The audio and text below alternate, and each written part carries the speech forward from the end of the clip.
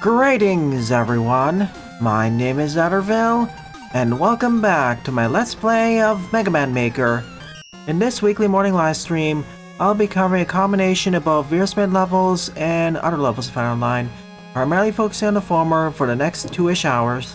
And then afterwards, I'll showcase some of the art posted on the server.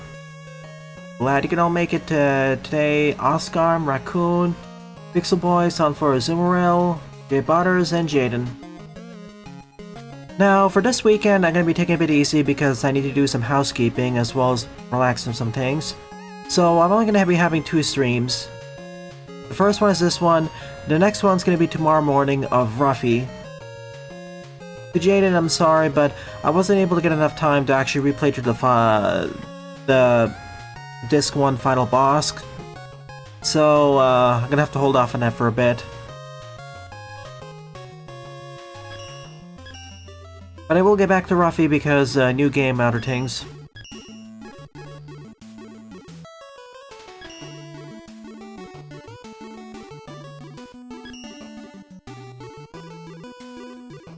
Alrighty then, let's begin with the first stage. Base and the Spike Trap Tree Climb by Nuclear Stomp. 31 plays and a score of 6. A level where we collect keys while ascending up a tree area, based on a level head level that they made. I'll check out Levelhead sometime in the future. Thank you.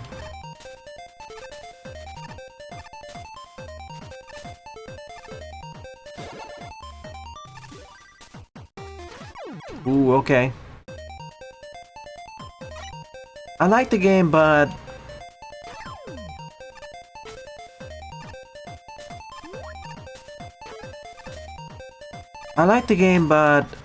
oh shoot, I pressed the wrong button. As I was saying, I like the game, but it's a nice stopping point for a short break.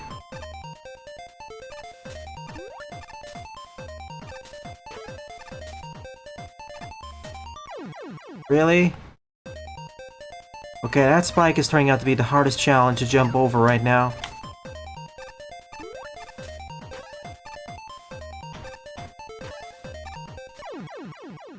Why, I can't bounce off of it?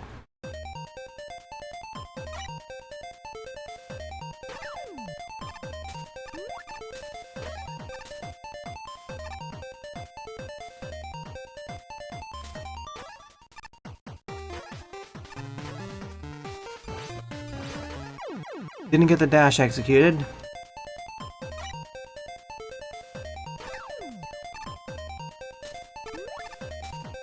Wasn't so obvious? I wouldn't say it was that obvious, Jaden. I think you're coming from the experience of having multiple novels read and like that. I was suspecting something was off about him, but I thought there was more to that than that.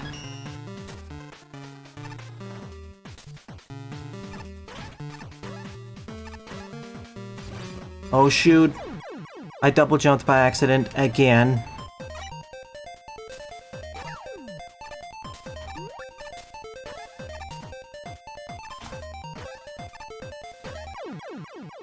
See, this second jump is really scary due to how close everything is to each other.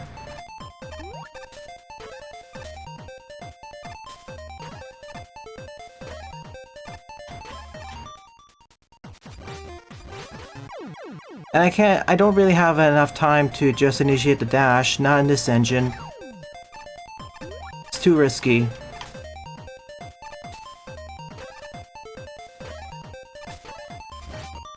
This is what it wants me to do. Okay, we're safe.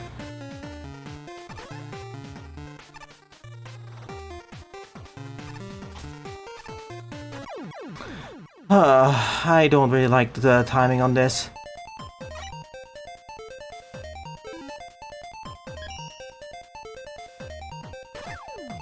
As I was saying to Jaden, I don't think the plot twist was that obvious.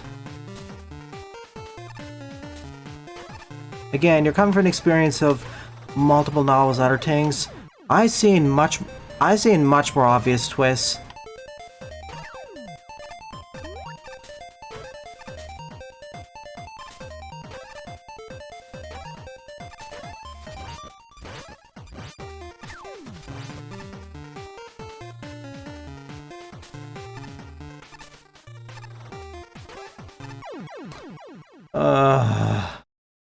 The problem with these spikes especially is because of the square hitboxes, and when you have precision like this involved, it's a losing combination.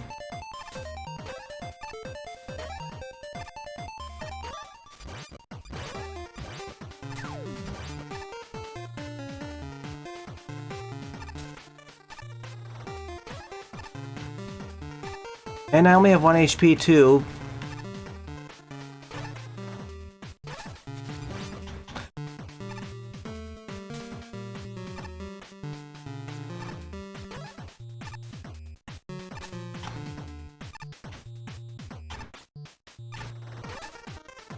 Oh my goodness, checkpointed. Well, that took about almost 5 minutes.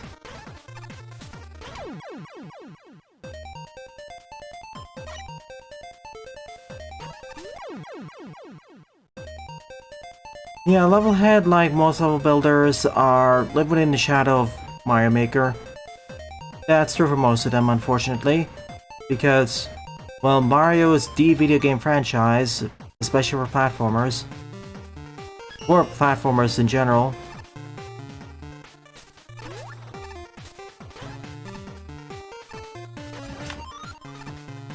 Okay.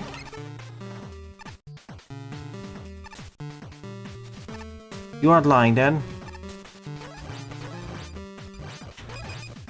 Huh? What did that do?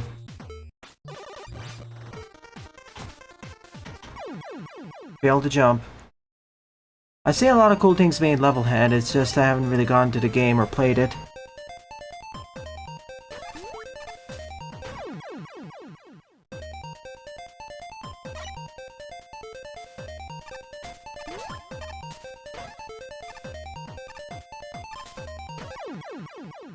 I thought it was gonna auto bounce. My bad.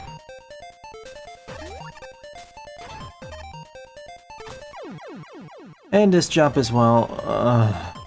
If I were to make a stage with this sort of stuff, I would not use these sorts of spikes. I would use the square ones. There's a reason why I consider this to be harsher than Celeste because of the square spikes, whereas there it's not quite as much.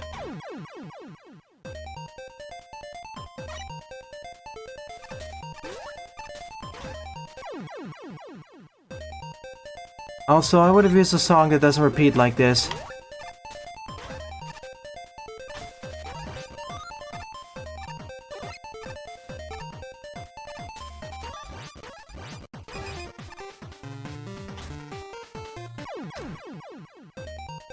Okay, I keep thinking I'm gonna keep undershooting because of everything else in this stage. In reality, I keep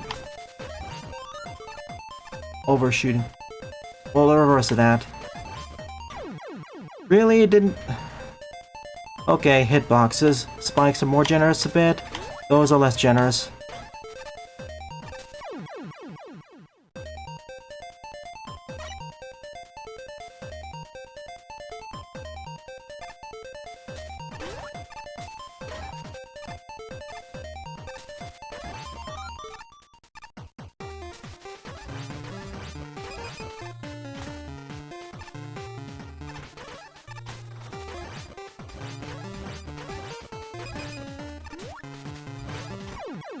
Oh shoot, that's what it is for. Hey Bob Commander.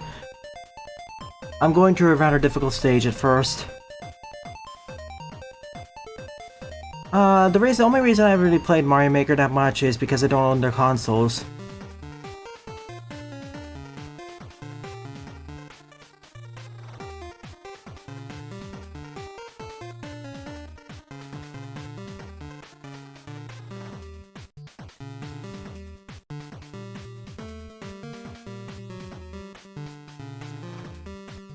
And I agree, it's probably is better than Mario Maker in terms of how far you can take it. Mario Maker in many ways, despite the funny and amazing things you can do, it's deliberately limited.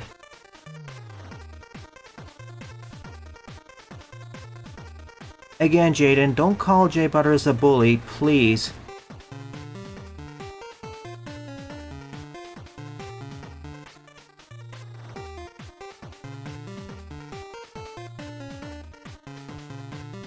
I understand not getting the joke, but don't just call that for now. It's okay to say I don't get the joke.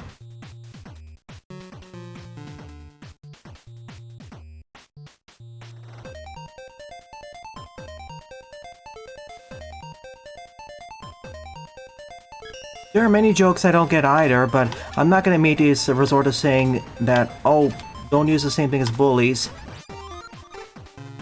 Then why did you say, don't give me that, it's just a joke excuse multiple bullies use? Why did you decide to say use the term bully in there? There's implications in that sentence.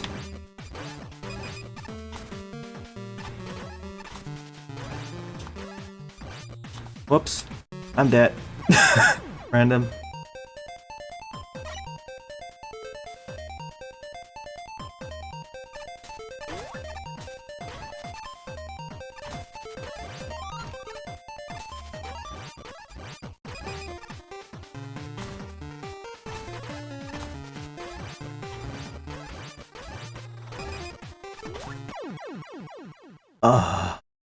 Yeah, I would also like I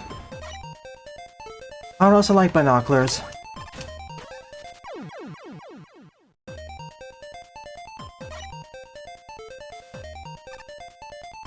I'm gonna enough at this point before I move on. I understand sarcasm can be difficult for others to understand.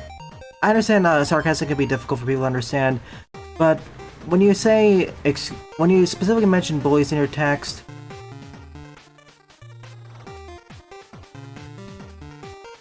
there are implications.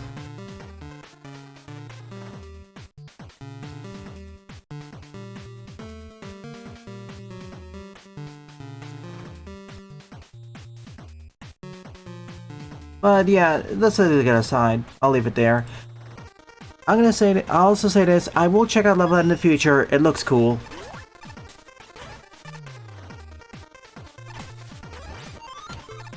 And I'd rather be debating games rather than debating itself.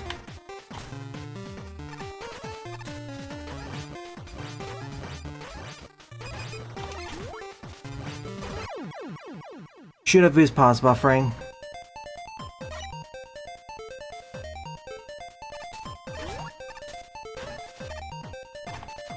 Okay.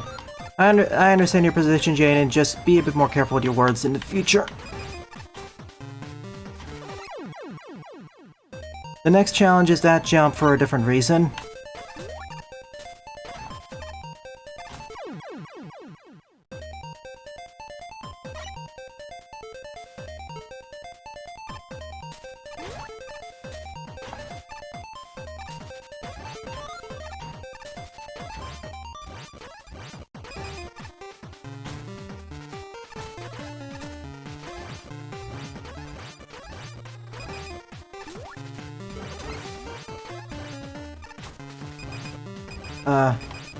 Aha! Okay. So that was a trick.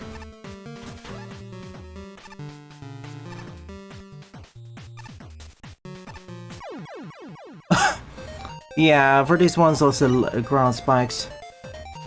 That's gonna be my main enemy.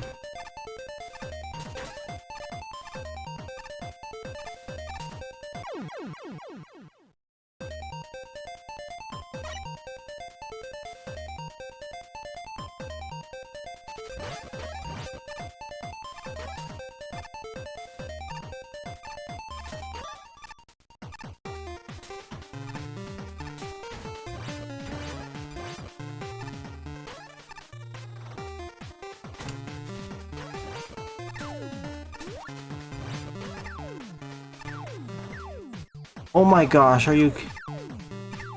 Whew.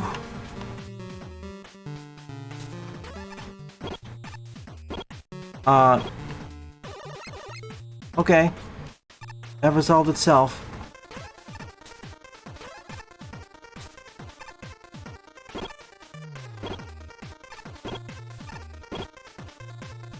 That, though...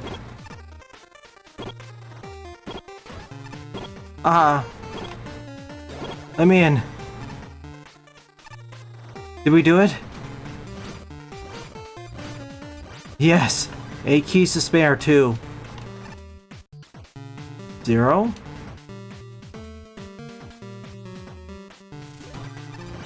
Okay, so we don't actually need to collect all the keys. Nuclear Stop was nice of us to make it so that you only need to collect all but 3 of them.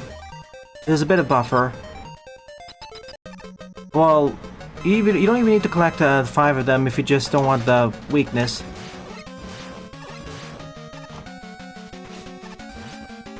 When I say weakness, I mean the thing that makes it a lot easier. We already have the weakness. Okay, definitely a level head stage. It's very instant death heavy. At the same time though, it's moderately punishing, minor to moderately, because every time you perish you don't really lose that much progress. At most like 15 to about 20 seconds, 30 seconds tops.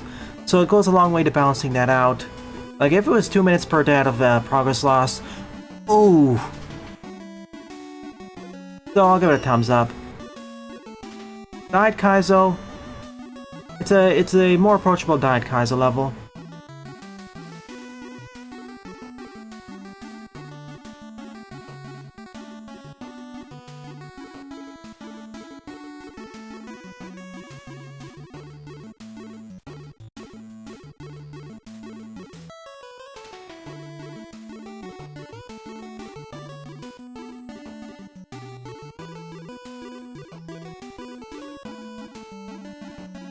Oh no.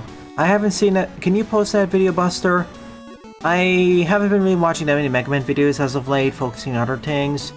But I can imagine about the difference in quality of how Nebula Joy managed X-Dive versus Tycom. I haven't seen the iPhone commercial yet.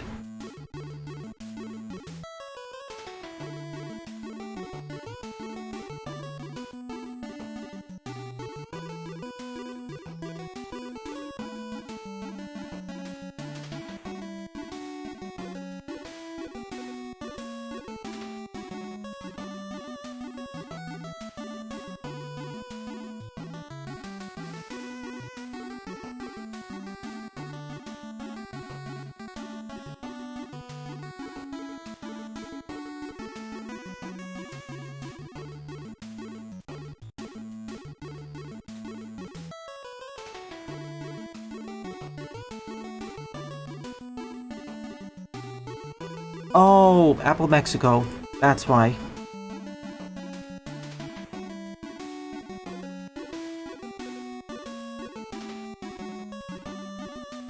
Where? I posted on the gaming channel.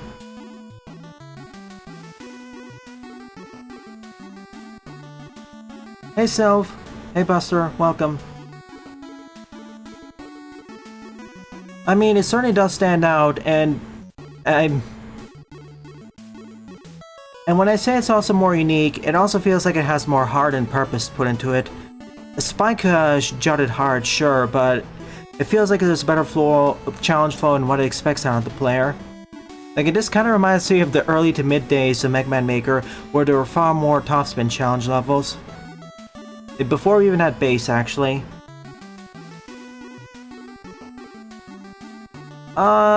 I can see why someone prefer X-Dive Online, especially due to the slightly different progression, time gaining, and of course, multiplayer options. I would use different spikes though here. If it was 40 screens... Wait, hang on a sec. I want to do a funny check. You put a thought in my mind. A very important one. It is Kaizo-ish, definitely. 33 deaths in total, oof. This is stuck on loading data. Go figure.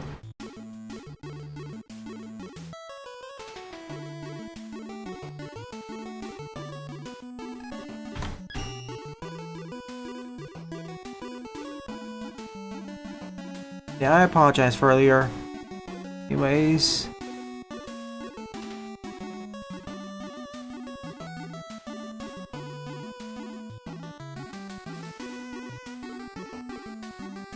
Okay, Webmecha's website is having issues opening it, so I was just gonna make a joke saying that if it was 40 screens shorter, the stage wouldn't exist. As in, the stage is only about 40 screens. Anyways, second up is Top Man Hard Mode by Power Simplified. 30 plays and a score -1. Ooh. And it has 6 upvotes and 7 downvotes, so it's not like a drive-by. It has an SF replacement, so I'll be silent for the first minute or so.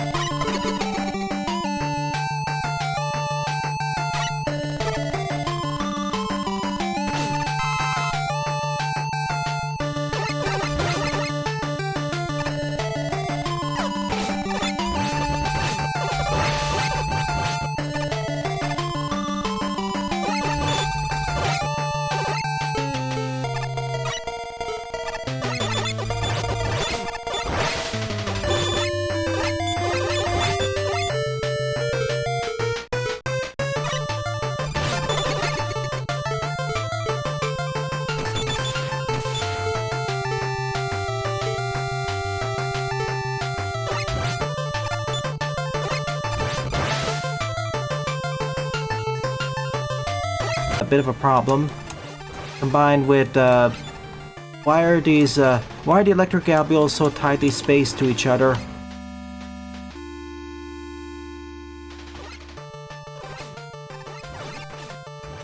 If you're thinking about the stream dying, that's YouTube. Oh yeah, the other thing, no life refill, no life drops.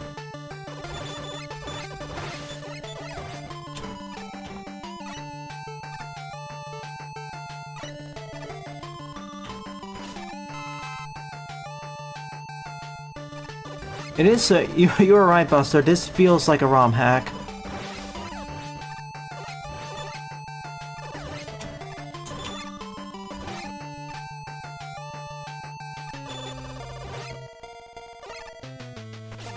This time, don't even go for the top health because that's kind of a trick. Like, of all the other enemies to include from another Mega Man game, you picked this one.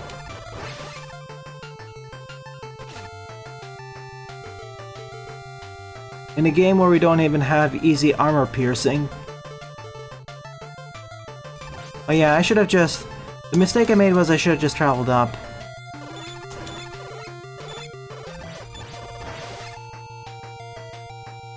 This is a level, sure, but it does feel like a ROM hacks thing. So I'm just gonna use the Gemini laser. My best bet for a lot of these things. Ah, checkpoint. Glorious checkpoint. Fair enough.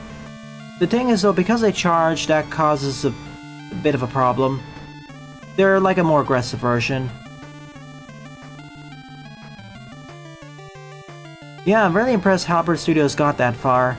I haven't received that ad at all outside the one you sent me, because, you know, targeting.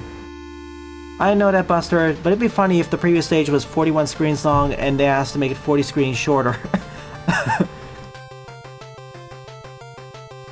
1000 screen checkpointless level. Oh, don't you worry, a few people have already done that.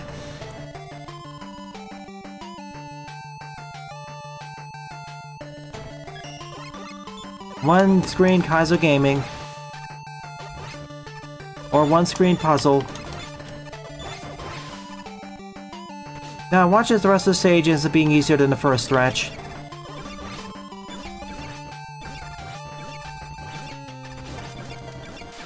I'm trying to style on that.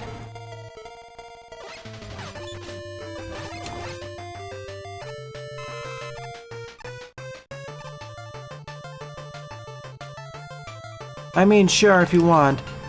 There's only 2 demos I haven't really fully posted yet.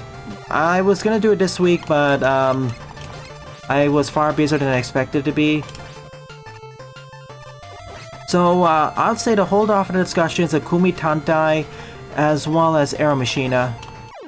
Oh, that is rude.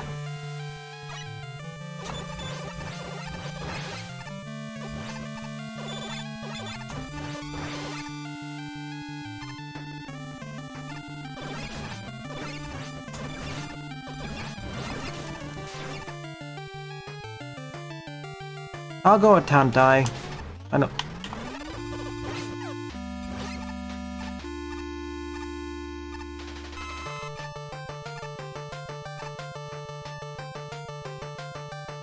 I could go with a Tantehe or Tantei.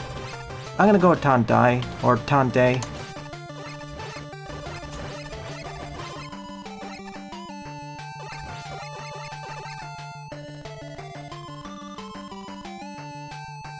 This is rude because of the Yanbo.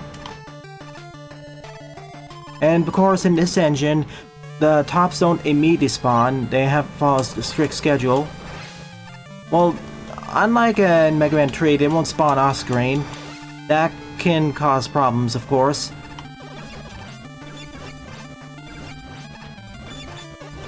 Finish him. Cat finished. Well, it certainly does more with its quote-unquote hard mode stuff. The new music is a bit... the OG parts plus a little bit of the new beats are fine, but the intro is, it leaves something to be desired.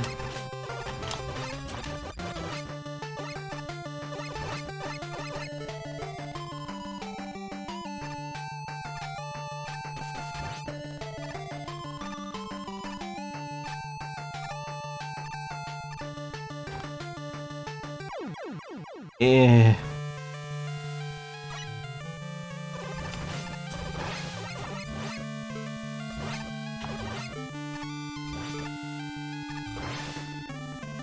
I knew I probably was gonna make it. I'm rush-shitting this.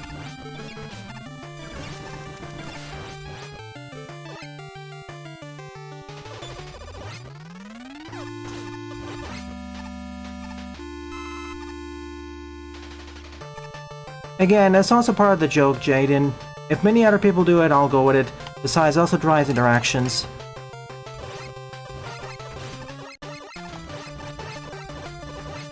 This has the overall same general structure of the level.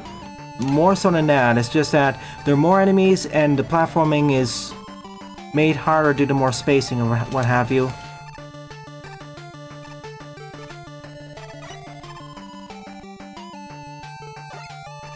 Should have done this originally. I get these other places the Picklemen, but the issue is that they're more aggressive, and as such, it gives more urgency to them. Sure, it makes the stage harder, but it also makes it annoying with the weapon set.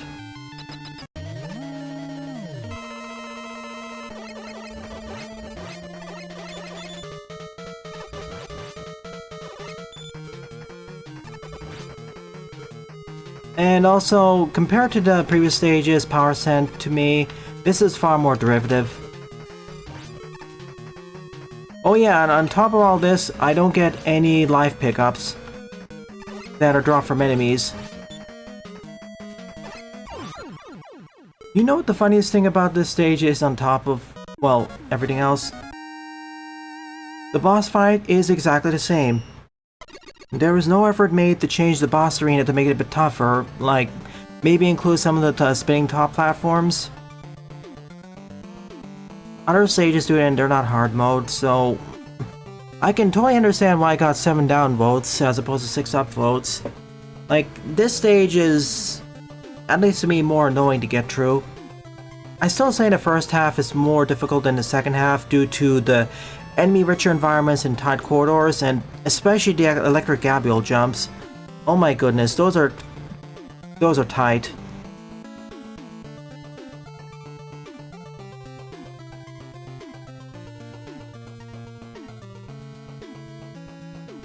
Well, the last few levels were more original stages. I'm not saying that this isn't a level, but it's what we see in ROM hacks. Thank you, Jedok, your level's been added. For you, Lepadio, yeah, your level's been added.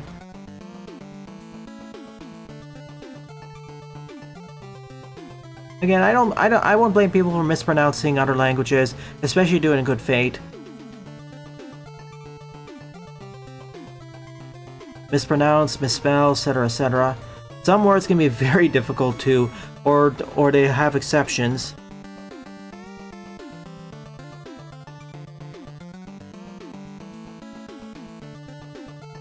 And I appreciate they sent me the custom NSF, but it needs more work.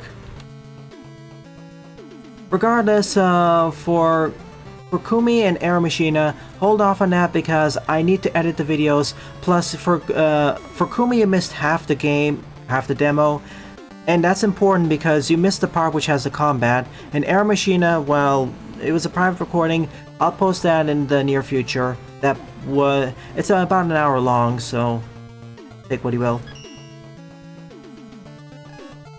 Speaking of Oscarm, next up is Fazbear Pizzeria Castle. 31 plays, score 12. I'm gonna do the stage now and then move on to the patio so we have a bit of a recovery arc. Okay, just to repeat my point from earlier, I'm gonna take the weekend easier as I need to do housekeeping, plus I was busy this week, so no stream tonight or tomorrow evening, but I will have a stream tomorrow morning for Ruffy in the Riverside.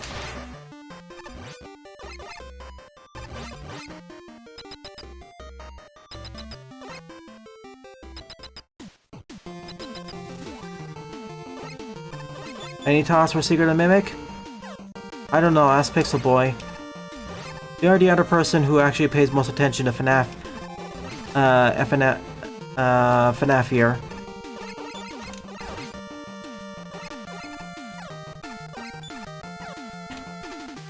I mean, the most I know about FNAF are from the memes, as well as that map for Repo. Like, that map's awesome.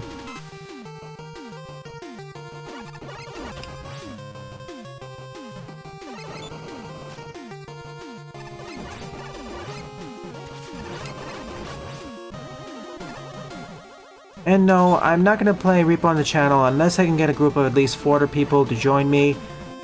I'm not going to be playing at randos and live stream voice chat for obvious reasons. Oh. With TF2 I can at least safely turn off the voice chat. In Repo that's not an option. Well, it's not a good option. Unless you want to play hard mode. In which case, good luck.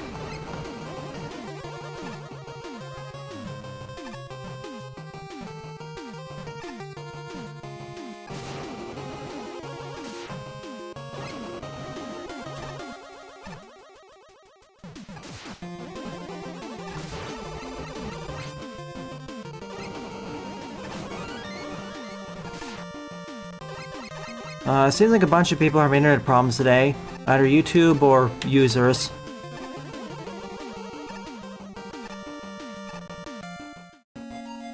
If it's been... Spoiler period for games is 2 weeks, so if it released a month ago, feel free to discuss it. Suddenly, Shademan's team.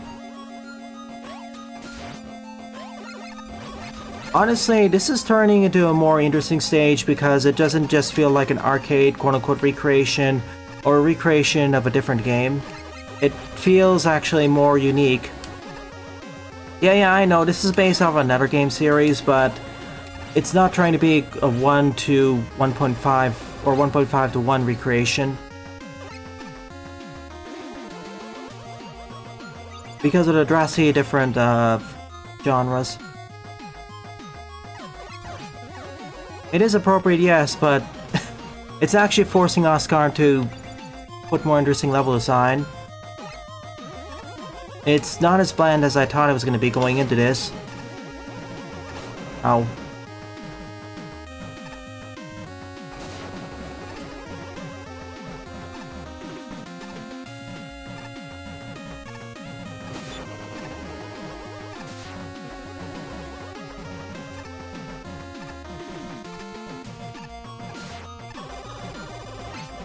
Repo isn't free, I'm afraid.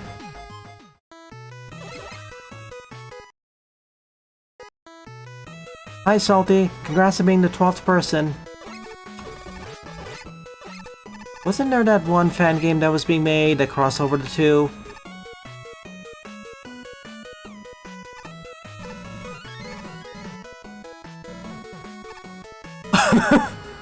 Oh, Jaden, I already knew that about a month or so ago.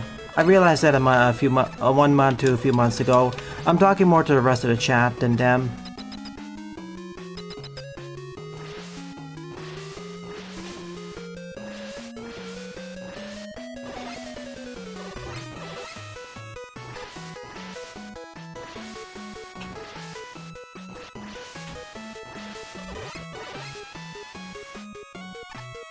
Sorry, Buster, but that ship has sailed many years ago.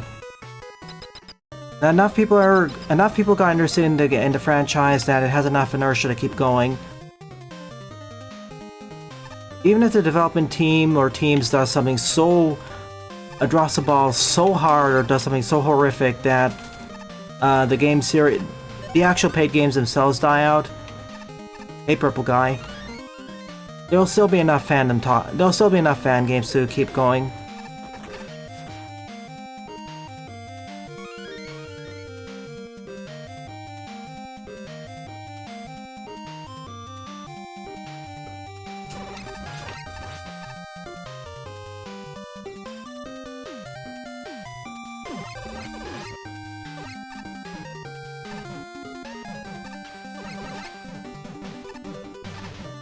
I appreciate what you're trying to do with the background, but oh goodness, it's a little bit distracting. There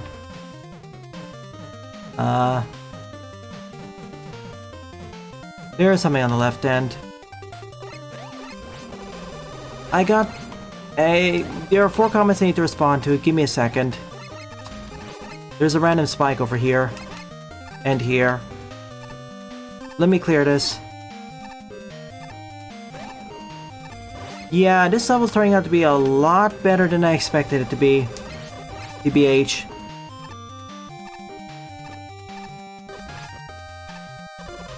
Yeah, I know there's some repetitiveness, but it's trying to actually moderate itself. It's trying to actually differentiate itself more.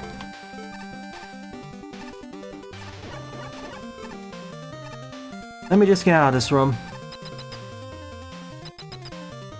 Party hats.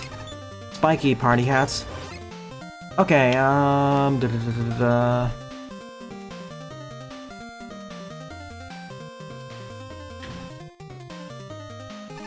mean, people forgot about Game of Thrones in the popular culture, not so much in the fandom. And FNAF, I wouldn't say is as popular as Game of Thrones ever was. It's certainly popular on the internet, and it did leak out into the greater wide culture, sure, but not to the same extent. Whoa, random zombie. And of course, there's also House of Dragons.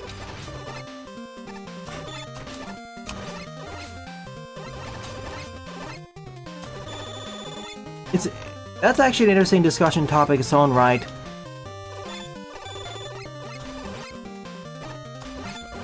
What makes certain franchises end up being forgotten about versus ones that stand the test of time?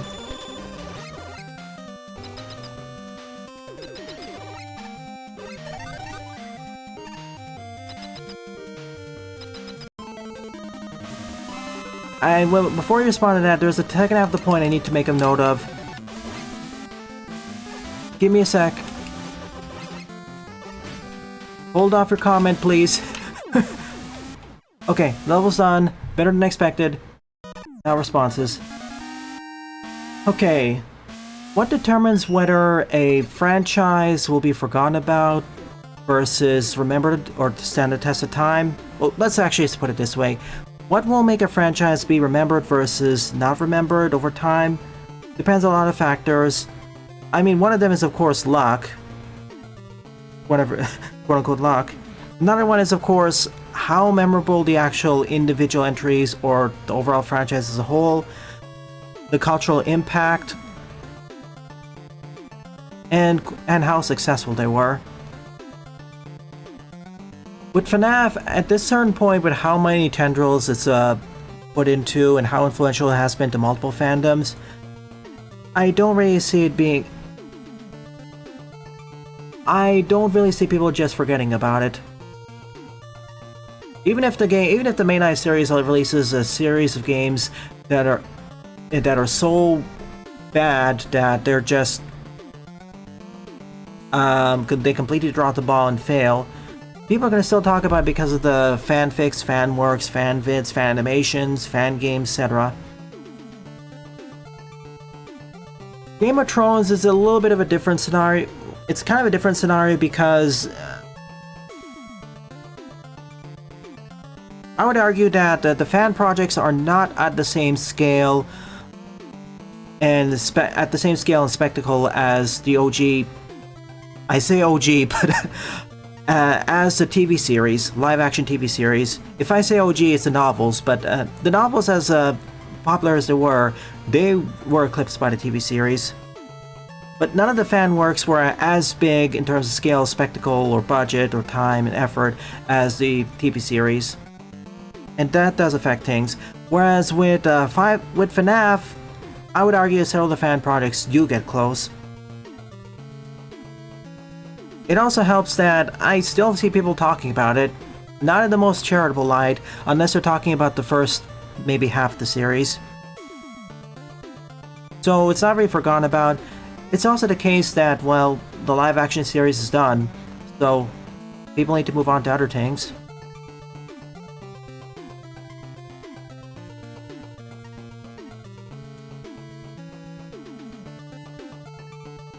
And you're right, Jaden, House of Dragons is the other thing. FNAF is a... Most of the FNAF games I know of, the mainline ones, they're mascot horrors, or more specifically, they're mascot horrors geared towards older kids to teens. Or, okay, medium-aged kids to teenagers.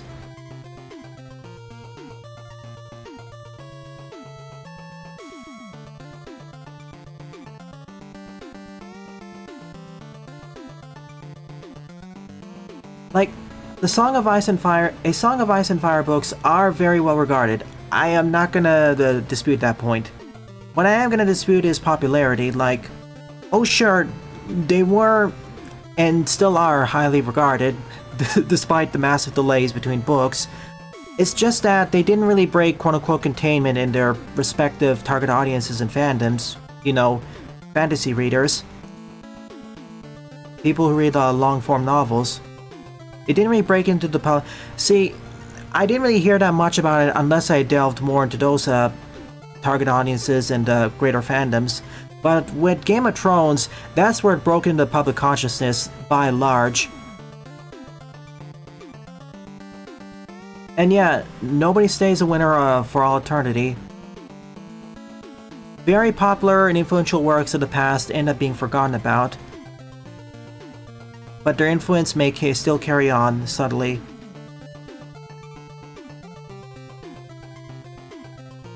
And remember, what may be popular and slash or memorable of a time may stop being so sometime in the future, and it may actually come back too. It's this whole thing about genres becoming popular and less popular, tried and true, overused, underused. It's a cyclical thing, similar to the cycles of nostalgia. We're now reaching the point where the people who grew up on the aughts anime series of the early to mid 2000s, they're growing up and making works that are heavily based off of those. Take for example all the original animations being created and published on YouTube, Newgrounds, etc., etc. Yeah, some are still popular enough and highly regarded, like the Epic of Gilgamesh. I would say Game of Thrones has more depth and complexity. Yes, necessarily so.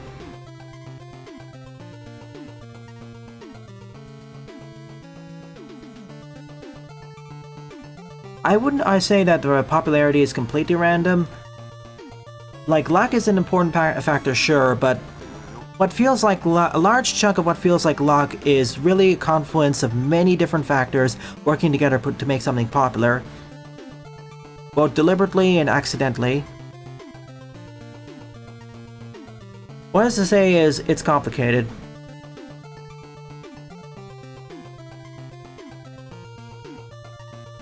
Precisely.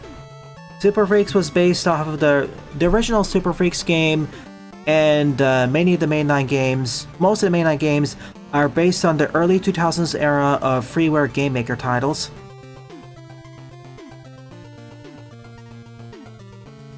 And there's also the point where you can make an argument that depth and complexity by themselves aren't inherently good things if they're not utilized properly. Well, depth, I would say, is better. Like, works can be too complicated for their own good. I could say some works have too much depth, but that's a bit more complicated of a statement because that's also dependent on the target audience. Like, you can make an argument where a work has so much depth and complexity, it becomes difficult to understand or parse.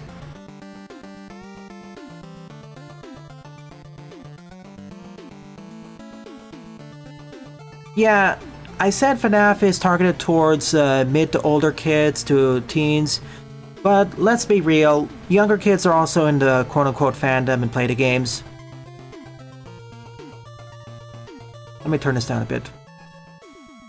I see, unlike Game of Thrones and Breaking Bad, outside of the few dozen kids or so I see, when I say kids, I mean people who are younger than teens. Let's make that clear. I don't really see that many ones outside of like the obscure memes or the memes that are disconnected from the main series or without the context. But FNAF, that draws in a lot of children. Like when I go to, for example, when I go to a convenience store or Walmart per se, big box store, I still see a lot of FNAF merch. And it's specifically targeted towards kids with the bright colors and what have you. Like, there is a very deliberate effort to draw in preteens and teens into the series, versus with Breaking Bad and Thrones, I don't see that. Deliberately so because Game of Thrones is AO, it's rated adults only, and Breaking Bad is at the very least R or MA. They can't really advertise to... Well, they can sort of do that, but they have to sand off some of the edges and not talk about certain things.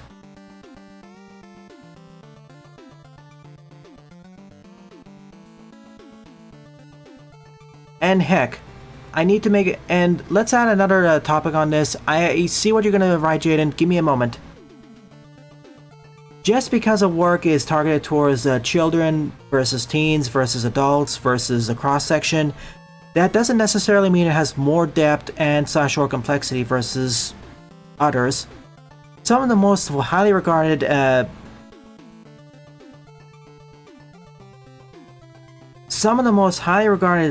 series or franchises where part of the direct target audiences were children or kids. Take for example the DC animated universe. You know, Batman the animated series, Superman the animated series, Justice League Unlimited, Static Shock. There was a very clear effort to target kids, but they had plenty of depth and complexity, even more so in some ways than the comics they were based upon.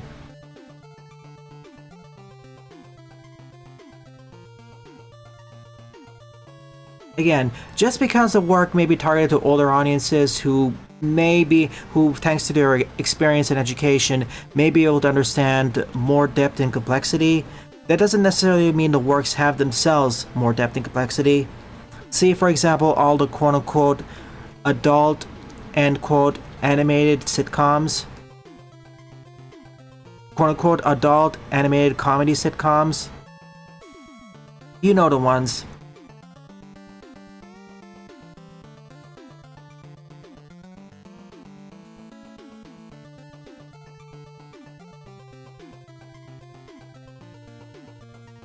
I will give credit where credit's due with FNAF, but I would say there's a very clear difference in terms of scope and depth.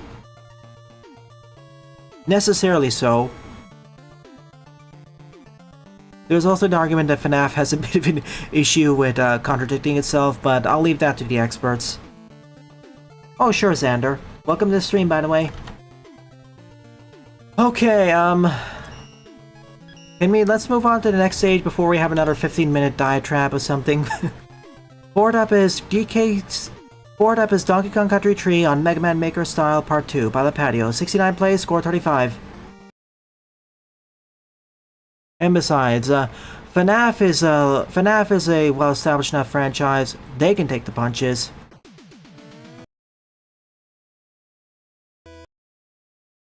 If anything, I have more issues with the state many of the newest games get released in.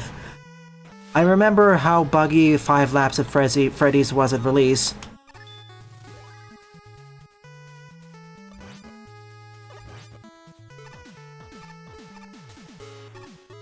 Or Security Breach with its many technical issues.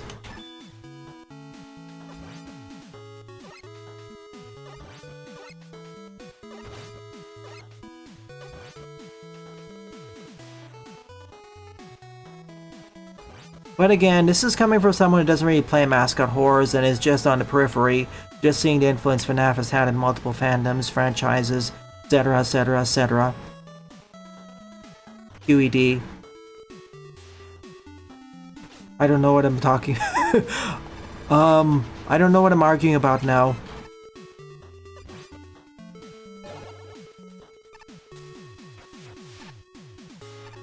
Okay, thank you for remembering that we finished all the water levels in DKC3 by entering a cave system.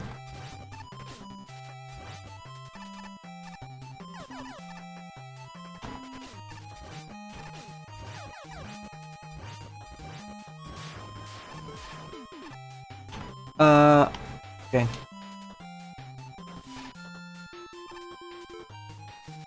Go away, Brabot.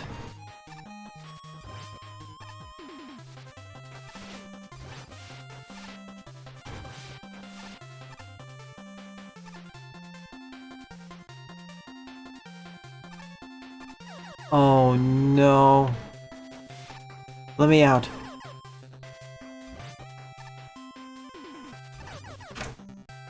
I'm alive. Please don't act dead of fish. Thank you. You know what? Let's keep going.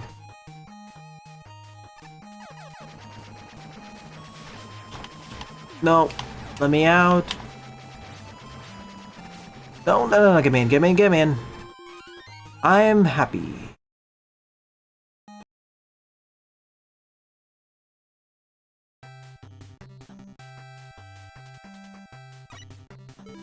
Okay, point.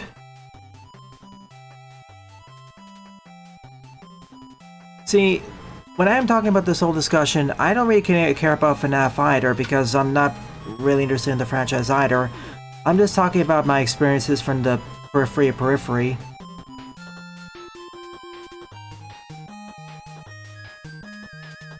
And I haven't played any FNAF game yet, and I don't think I will. All these basics is, if I play it, it's gonna be with a friend. You know who it's gonna be.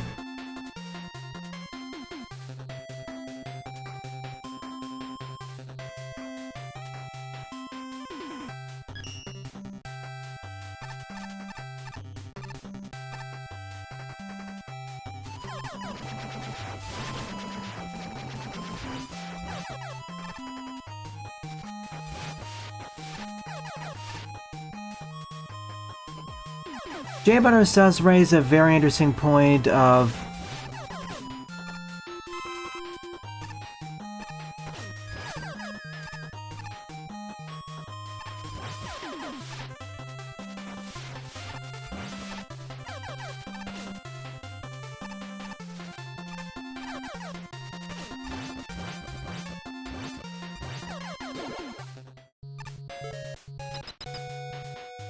well, honestly, I just wanted this for a shield. Yeah, most fandom surrounding kids media that actually contains depth and complexity also brings in a ton of people who weren't part of the target audience.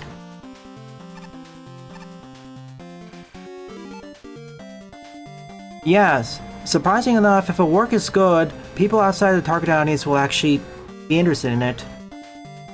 Maybe not even necessarily good, but if it contains enough depth and complexity, it's gonna bring a ton of people who weren't even in the target audience.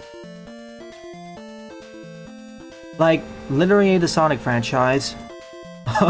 I know it's mainly geared towards to kids and sometimes older kids, but yeah, it's pretty much for the most part a kids franchise. I know sometimes a few people more than a few people forget about it, including some of the creators, but we'll put that aside. That's why I say it's one of the key franchises where clearly the fans care a lot. Well, that's true for most things, to be fair. Where the fans care much more about the series than the actual creators. Most of the actual creators.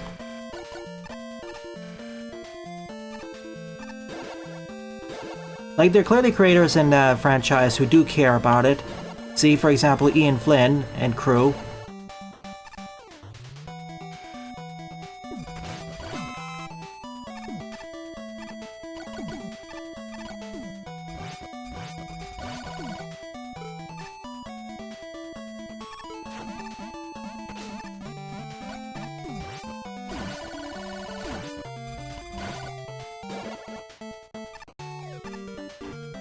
That being said, I am gonna watch the FNAF movie just to see what age it is, as well as the meme on it.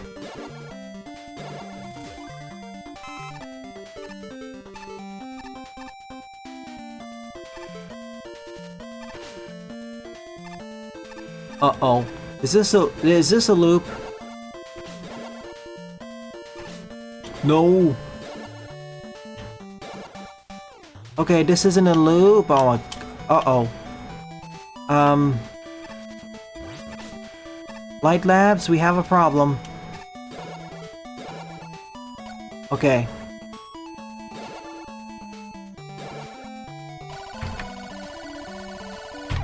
Whoops.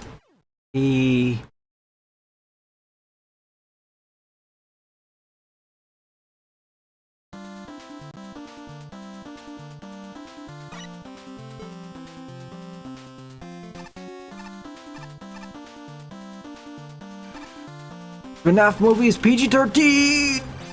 Dies. Explodes. I'm sorry. Sorry, Sil, but the way you said it with the exclamation points is hilarious. It reminds me of a different joke.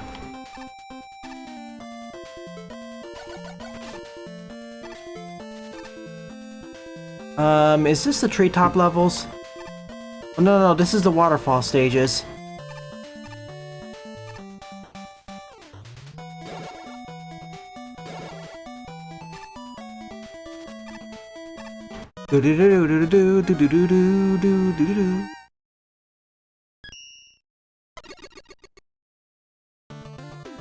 Okay, yeah, I think I like this more than the first recreation. You're raising multiple interesting points to Buster, J Butters, and also Sponsor Jaden. I'm gonna do this in the order I said. But yeah, most fandoms surrounding kids-targeted media that contains depth and /or complexity, it brings a lot of people who aren't necessarily kids. I made a mistake by saying target audience, but really, a lot of these works weren't even just solely targeted to kids anyways. Targeted to just kids, specifically. Like, another example would be Bluey. Like, it is definitely targeted towards kids, sure, but it's a show that that entire families can enjoy as well, as it actually contains a lot of depth and complexity to the characters.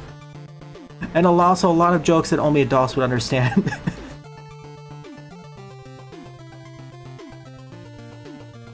The triplets born. No, I'm not doing that.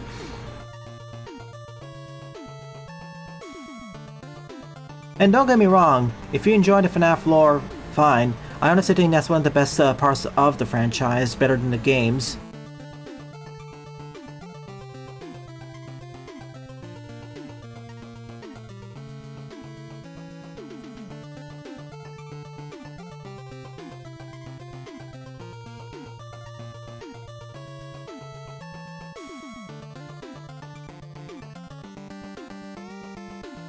In a few franchises, I'd say that sometimes many fans, I'm gonna have to amalgamate it here. I'm gonna say that on average, the fans have a better idea what the series is trying to accomplish, more so than the creators. I'm not gonna say individual fans because, you know, some have. It's often known that in many cases they don't. But especially as a franchise gets bigger and bigger and is not as well managed. Sonic. It becomes apparent that the fandom in general, or parts of it, know better, or feels like they do it better.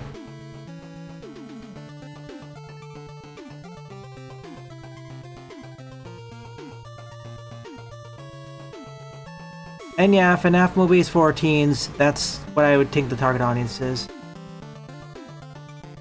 But it's not always.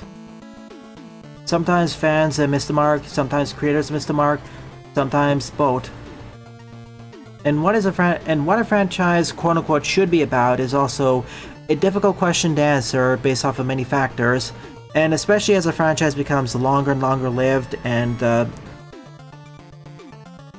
has more and more titles that deviate from the quote-unquote norm or standard or median, that becomes more of an amorphous thing.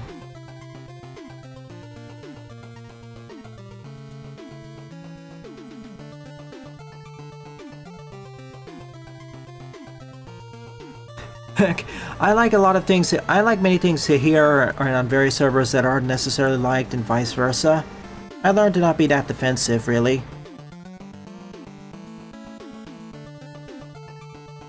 You could already name names of stuff I would say that I like that a few of you wouldn't like. Anyways. But Jay Butter's point is right. Don't get super defensive over people not liking the things you like.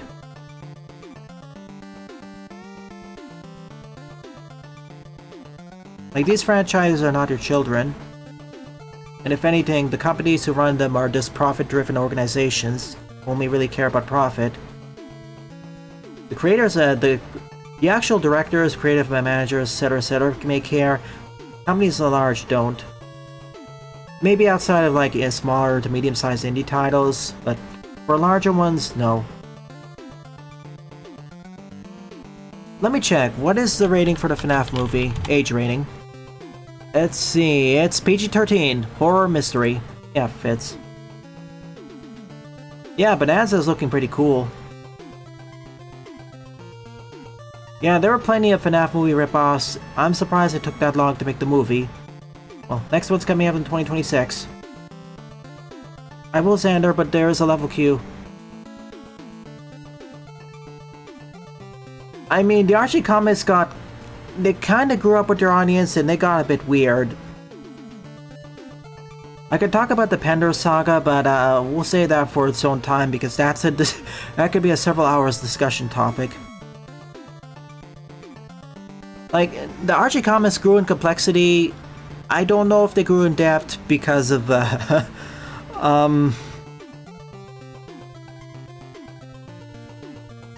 insert.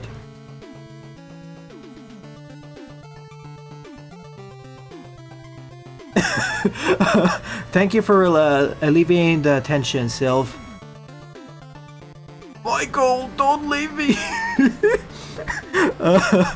Okay, the best things I'd argue to come for the FNAF franchise are the lore and the memes.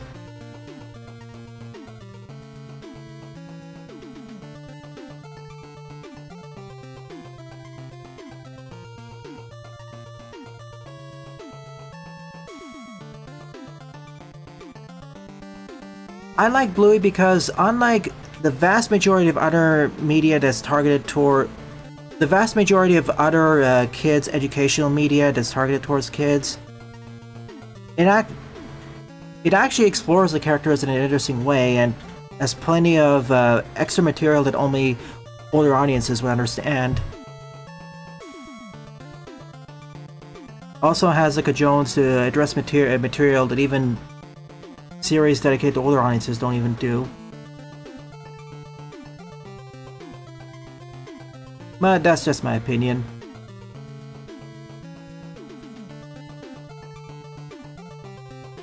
And I would disagree call it like a kiddie focused thing and not interested. I would disagree with it being slop, but that's a whole other discussion.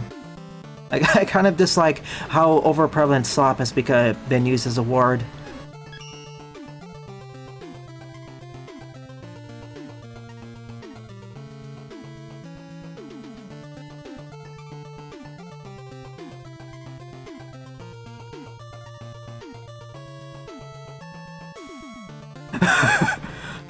Yes, so is watching popcorn.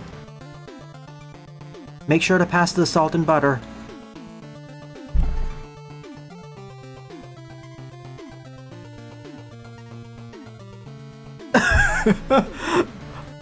Watch the underage.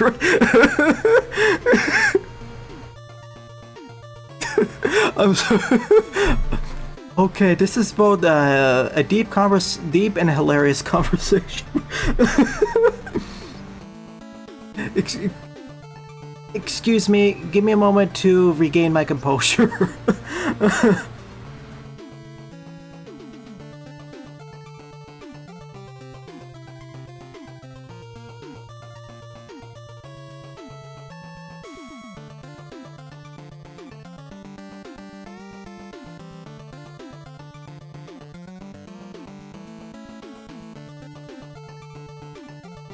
I've watched Bluey. It's better than Family Guy.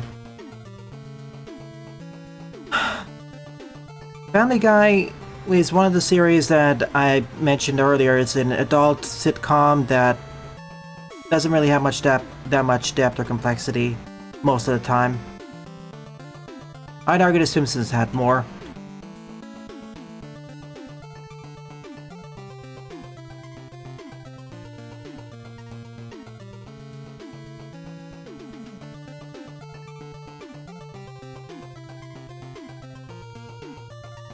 If we're not, I would argue it's more so.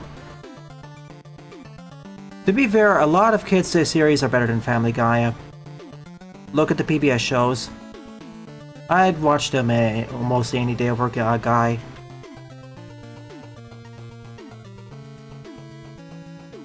Yeah, adult edgy sitcom that's just edgy for the sake of edgy. Immature, mature. Man.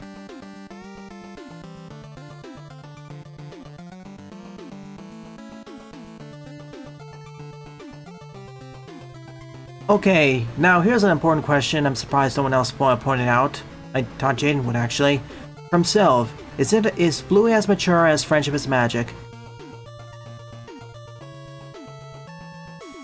More so. It's more grounded in reality, and it tackled more serious-ish topics than Friendship did.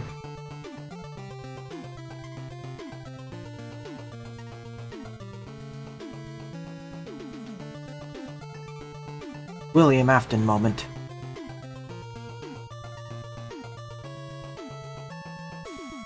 I'm just saying, for several franchises, the fans, overall, if you were just amalgamate them, contradictions and all, they do a better job than the creators. At the same time, though, there are also many different scenarios where it's the other way around. I'm not saying that it's true for every franchise. For some, it's one way. For others, it's the other way another.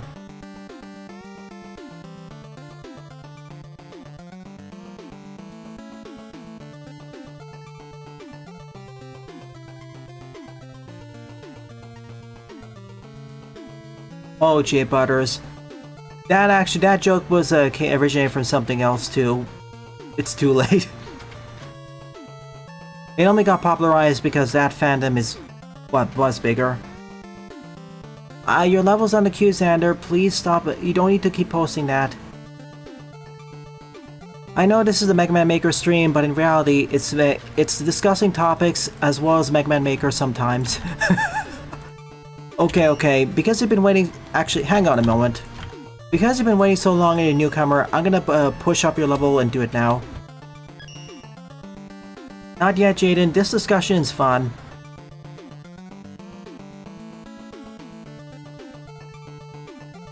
Oh yeah, you said you wanted to talk about some of the Steam Next Fest demos before we got sidetracked by several topics. Which ones did you want to discuss in more detail?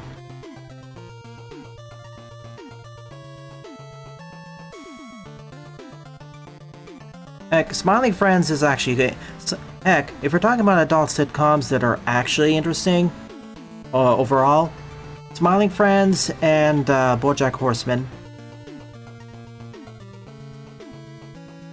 Alright, fifth up is Cyberlock Security by Xander Detroit. 8 play score tree.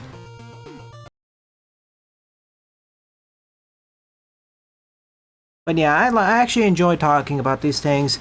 It's just that unfortunately on the non-maker streams, not enough people actually show up. Louis is more mature than you. What? Did I miss something about Yuri earlier? If it is, I'm sorry, I misspoke.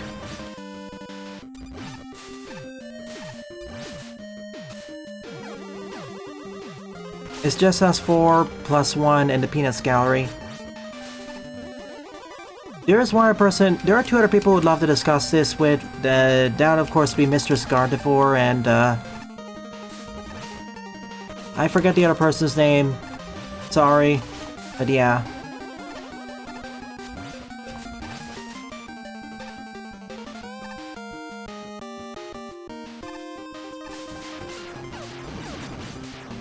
Ouch. Laser.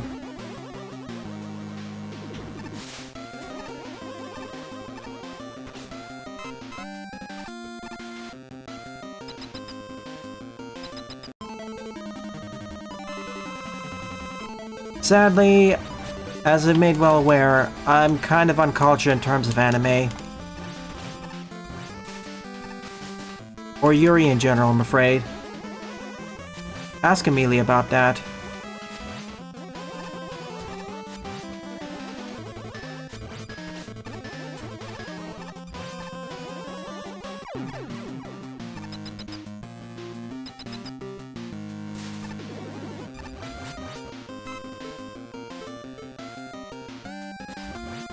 Oh boy.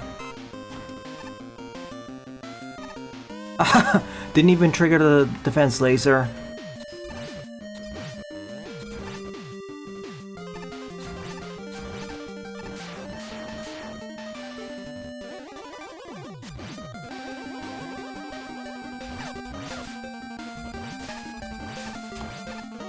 Give me healing.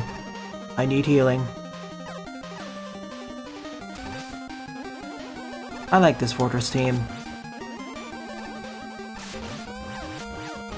That's not what I wanted. Yes, perfect game, thank you. As well as designer.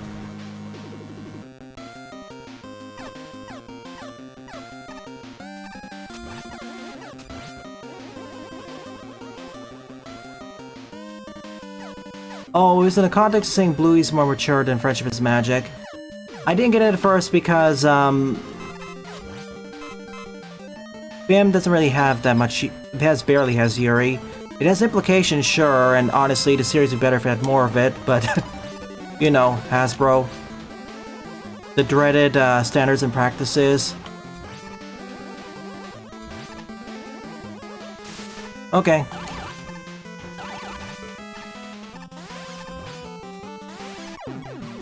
Now, if you're into fandom in terms of art, then sure, very prevalent.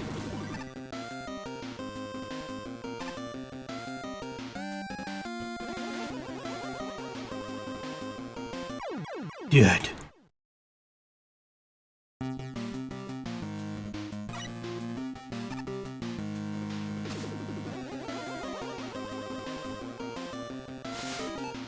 What?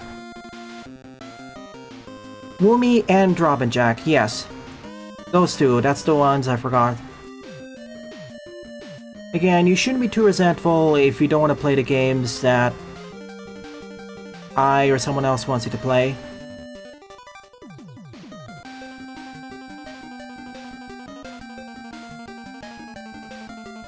This is more of a weird stream than Maximilian Dude's stream to the chat. Yeah, I forgot. If you're talking for the sake of the fandom, yeah, Yuri is extremely prevalent there. Much more.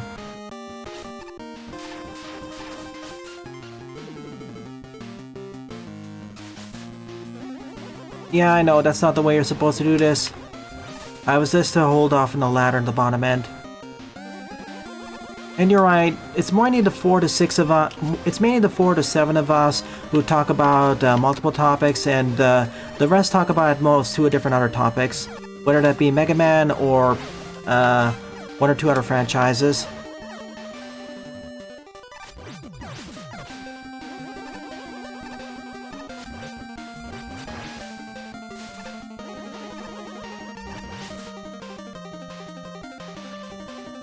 Yeah. Again, uncultured a bit. Ouch. Okay, you need to tap jump to avoid the lasers, which can be a bit tricky. To be fair, pretty much all the main characters are women, so combined with the depth and complexity, and well, it was obvious there's gonna be a heavy prevalence of Yuri. And F/F friend shipping.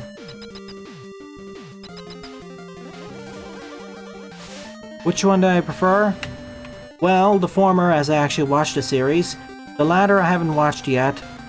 But I'm going to, because to understand some of the in-jokes that are inevitably going to be that are going to start showing up.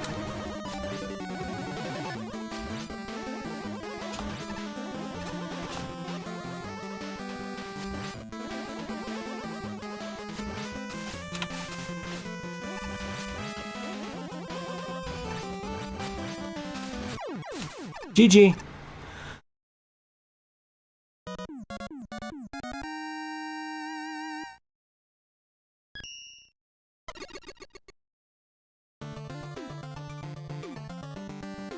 Again, Jaden, not everyone can be interested in every game. There's not enough time and money for that. It is nice when I get someone else into a game I like, but in general, I don't really get that much of a dopamine rush. Not unless they're a friend of mine, or an acquaintance at the very least.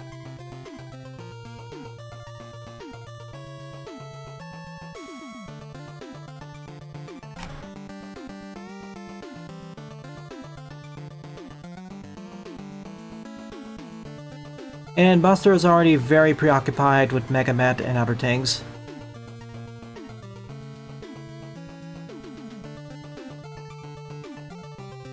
Difference, yeah. We'll see how far it carries over. You would probably want a guide because of of course he's gone. or they're gone because they were just here for their level. I didn't even... Okay, let me say this. It's an interesting take on the... kind of an interesting take on the laser security. Where you basically want to avoid touching the... triggering the fuse lasers so they wouldn't activate the lasers. So it results in some more careful platforming. Or of course, if you play more aggressively, you can damage whiz and get through faster. So there's a bit of a twist there, and as playing this role, it did force some more careful combat and platforming.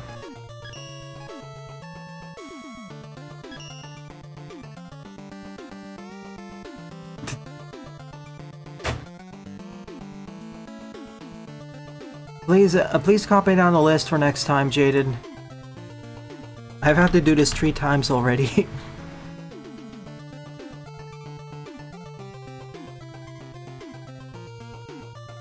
Okay, here's the list. Yeah, actually, wait, let me split it.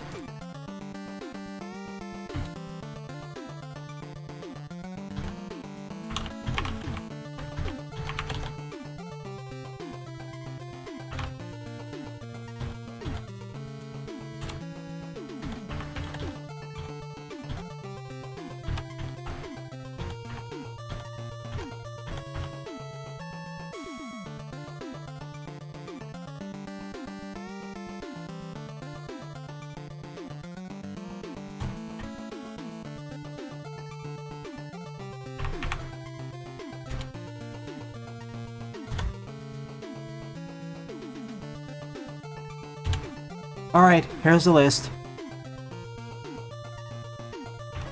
I'll just send it to you in Discord as well because now you can re-get it. Where are you? That's in the order I recorded them.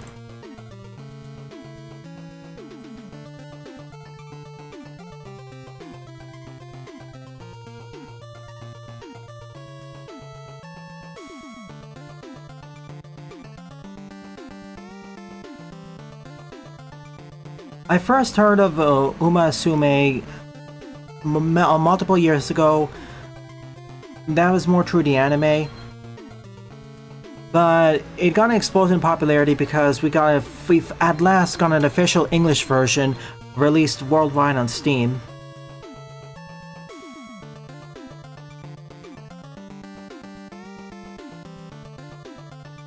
I mean, if you're talking about fandom, I'm of course going to go with Vim.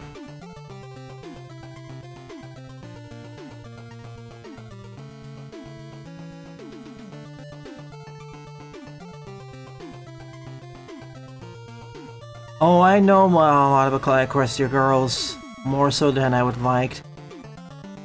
Hasbro's attempt to compete with Monster High and Ever After High.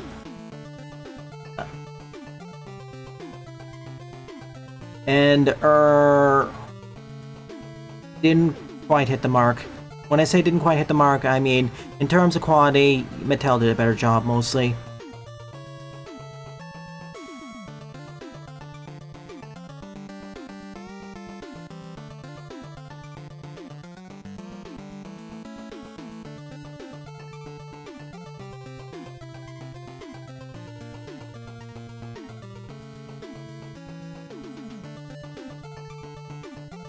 Buster, I said that you know, you know how I make jokes about people, me not realizing that people didn't notice?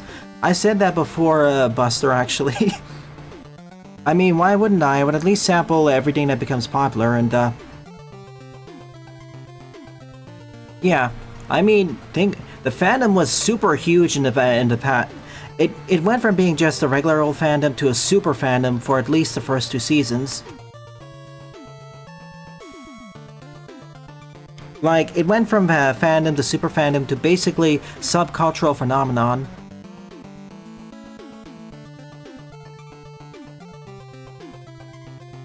And it was back in the neo-sincerity era of the 2010s. Too bad that ended after a few years. The era, not the series.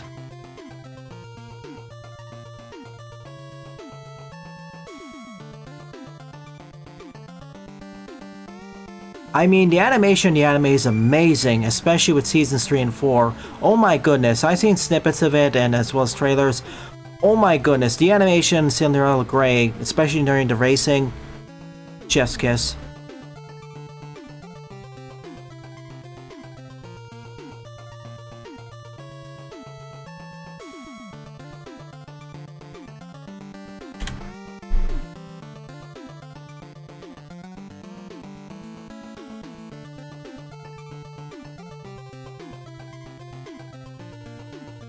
But yeah, to be fair, we do forget about things. I am no exception, as you're very well aware. Enter. I must educate you on KH3's hidden system. Reaction endurance. It determines how many hits an enemy needs to take before they react to a blow. Trust me, this is very useful information. Maybe for speedrunners. I know, for example, how important revenge value is in KH2.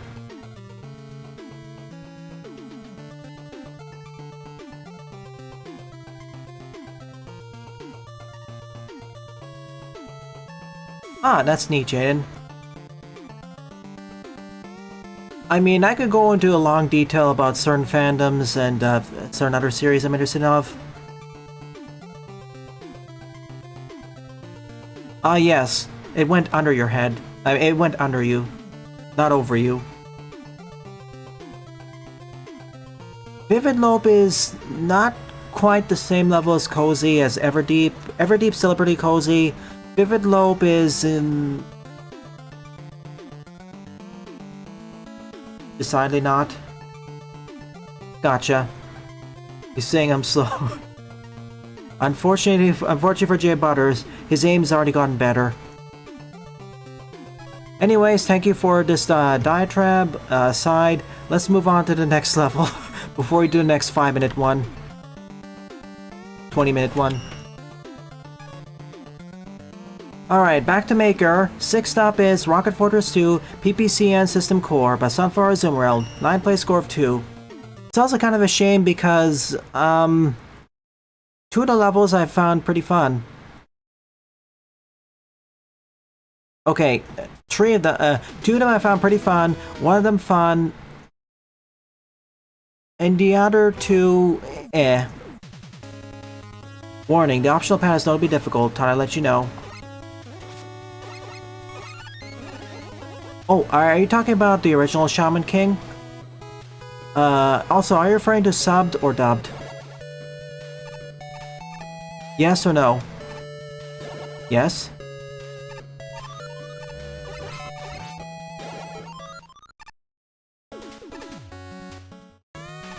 Yeah, we are the robots.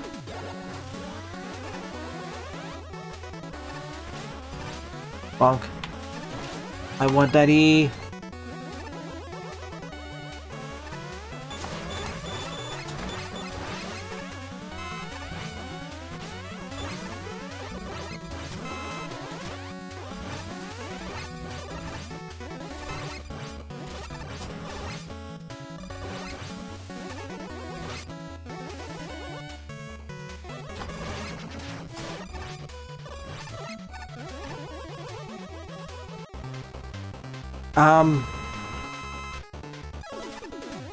Okay. I feel like I missed an in-joke somewhere.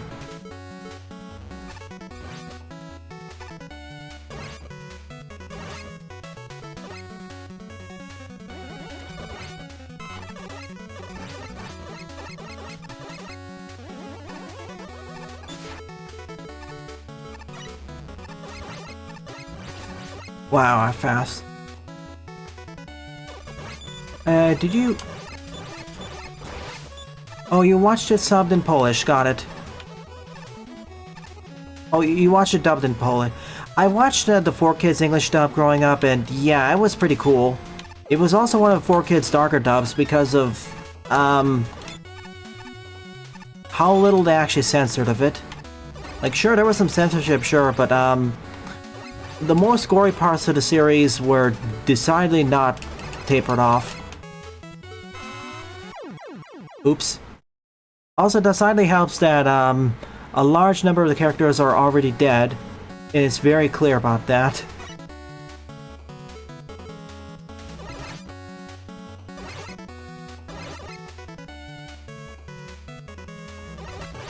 Telly donuts. I mean, if we're going by 4Kids trivia, the funniest thing about the whole jelly donut scene, especially if you watch the Pokemon anime, is that that's not even the original. That's not 4Kids wasn't even consistent of what they called onigiri in English. Famously, they called it jelly-filled donuts. What they also called it, on the top of my head, were... Actually, let me look it up, too.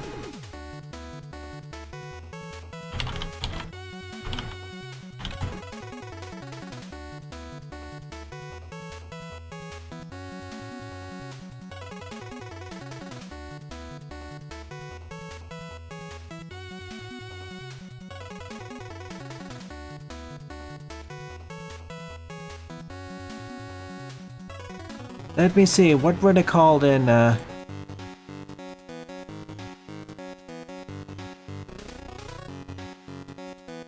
Okay, so here's the funny thing, J Butters. 4Kids didn't consistently translate onigiri as the same word in English. Famously, they called it jelly donuts, but they also refer to them as sandwiches, cookies, onions, popcorn balls, and rice balls. Yes, they actually correctly translated a few times as well. So, yeah, take that for what you will. The actual truth's funnier than the meme.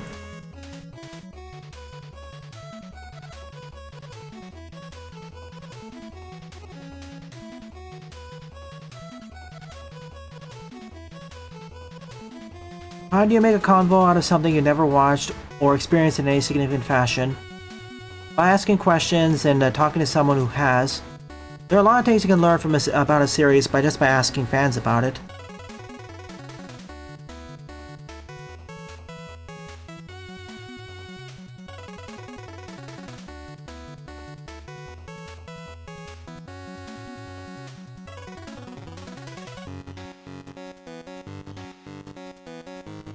And there was that one episode where they edited out the onigiri with the sandwiches.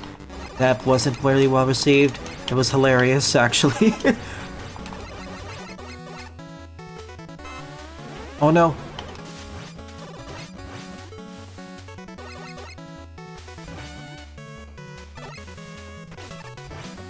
Help! I should have slid.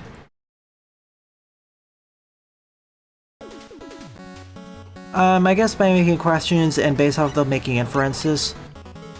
Questions can get grating, sure, but there's an art to them. It depends on who you ask.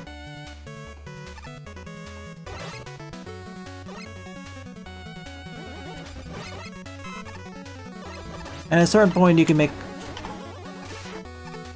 I'll stop.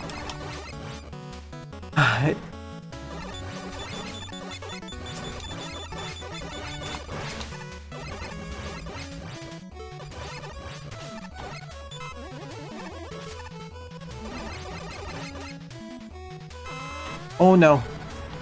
Yeah, you may want to extend the platform a bit, Sunflora.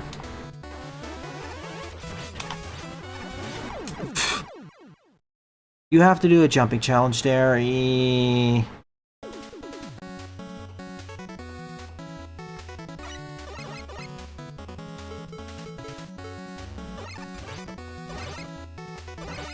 Don't let the Titan Telly see you.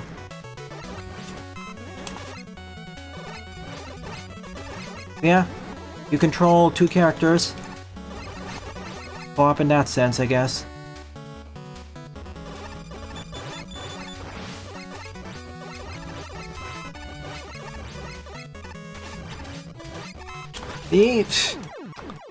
I was gonna jump and then they got my button input eaten.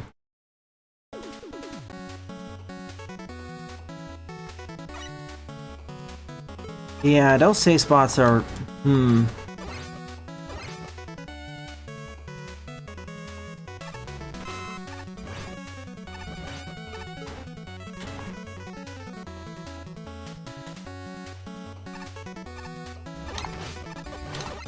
Hello?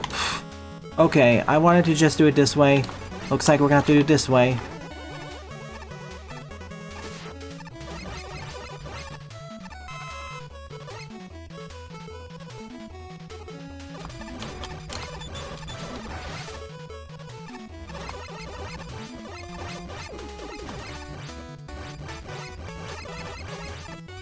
He said, don't let the Titan tell you see you.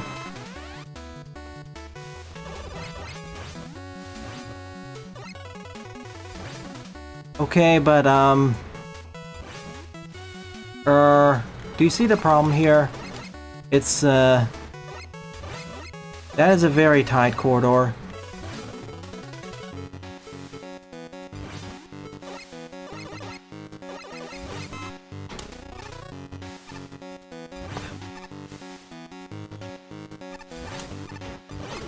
Oh no! Are you...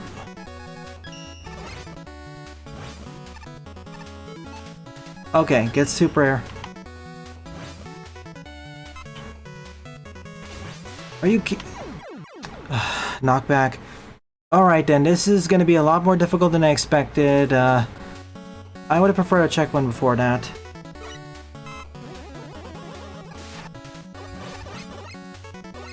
And that's your in-depth analysis about Ragebound, only consisting of about 4 paragraphs.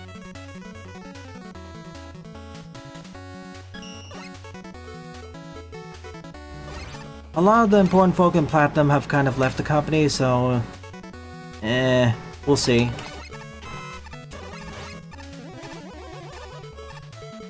I do wish that was the Yellow Force Marines instead, because I've been more mercenary, but we'll see.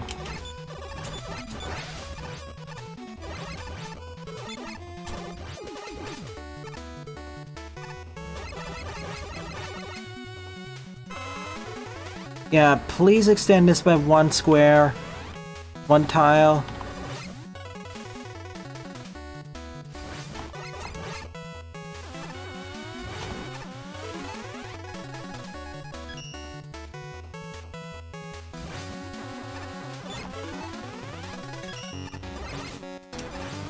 Ah, that pushed me. Yeah, I probably wouldn't put the pop-up attacker right there.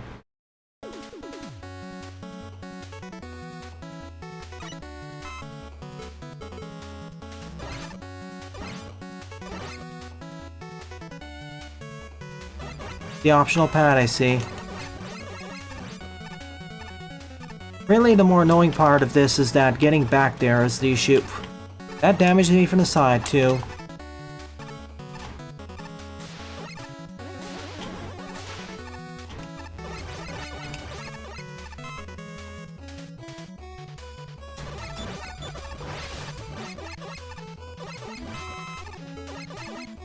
I really wish over all these years there's a way I could just prevent pauses when collecting pickups.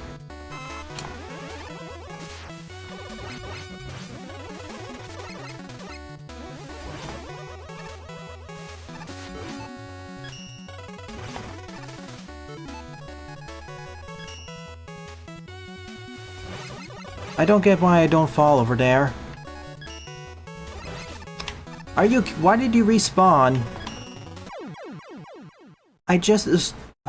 Oh, the spawn point is below, isn't it? And when I jump, it respawns it.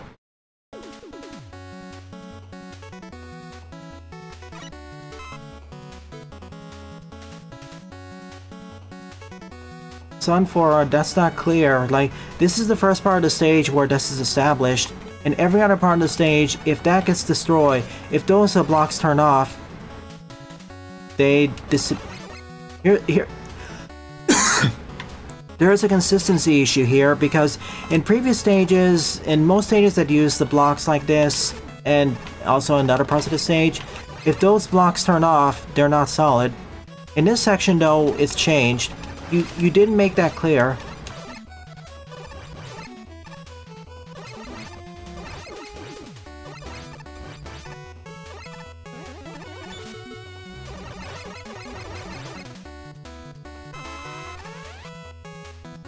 Yeah, I would eventually figure it out, but I was getting confused and thinking, there's invisible stuff?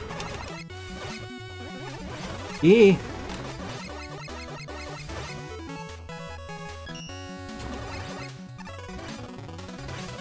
Like, that makes it so much easier now.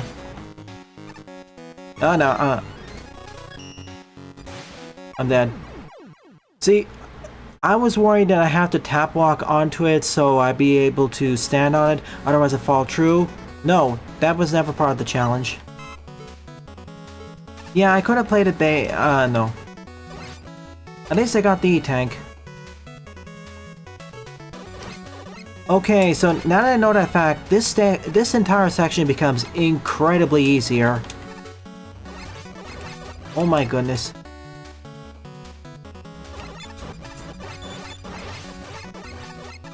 Very much easier.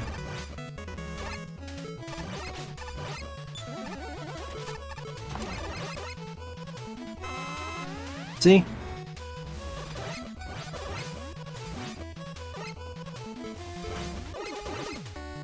Now I can safely stand in here, no sweat. Ah, shoot, shoot, shoot.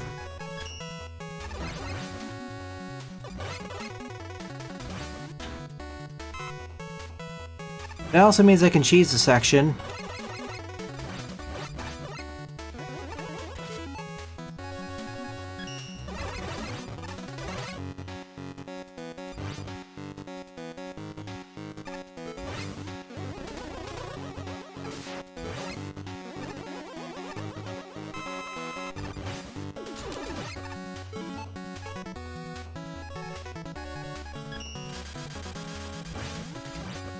Gonna wait this out.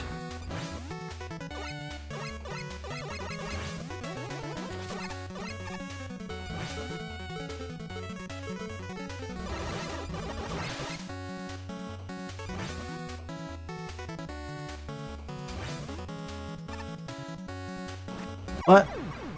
Okay, that's the one that wasn't solid. So, I'm gonna summarize this. This optional pad is more difficult, but not for the reason I expected it to be. It's mainly difficult due to poor conveyance. Like, we can't see the room in advance, and especially the change in the background of how all those blocks are supposed to be solid, regardless of whether they're on or off. Or should I say solid? I mean, they're top solids when they're off, or to put it another way, they're completely solid when they're on, and they turn to top solids when they're off. That really should have been established in the previous section. Because once that's aside, this section becomes a lot more manageable and, I dare say, enjoyable. It took me 5 or 6 deaths to realize it, and only through chat. Because initially with the lower ones, I thought it was some sort of glitch, like there was an excess tile that was sticking off of.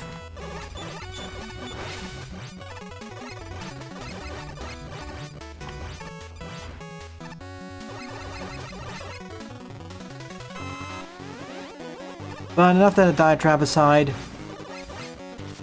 I was thinking that there's gonna be some heavy speedrunner focused or spikes or what have you. Nope.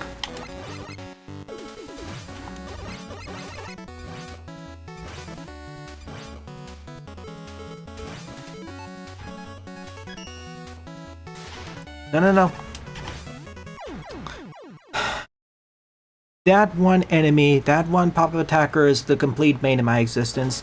That specific one there, not even the others.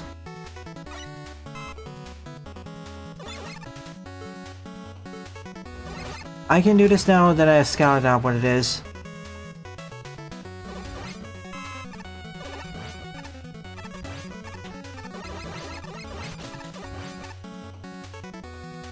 Nah, I think Eternal's worse than this, honestly. At least the physics aren't working against you, or...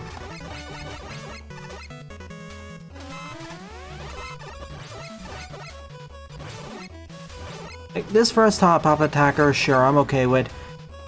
It's this one.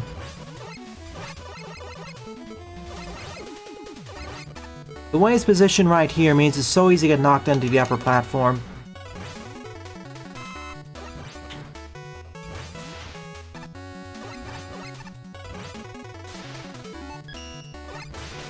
Are you... okay.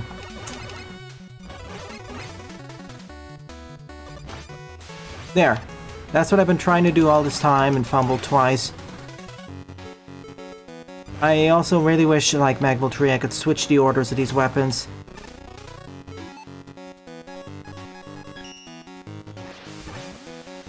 Okay, save.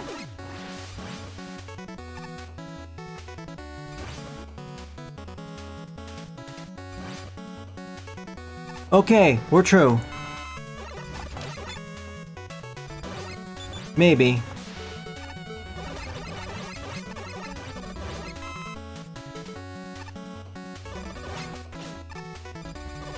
Oh cool, 2 of them.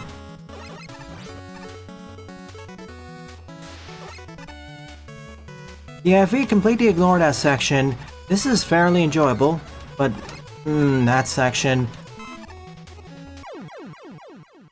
Excuse me? Okay, so just for an E-tank, then we backtrack out of here. Fair enough.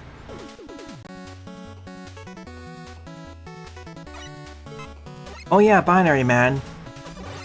I disagree with some of the complaints that it's pretentious. It was actually one of the more neat levels. And I actually kind of like the boss fight. Alright, back to the good part of the stage.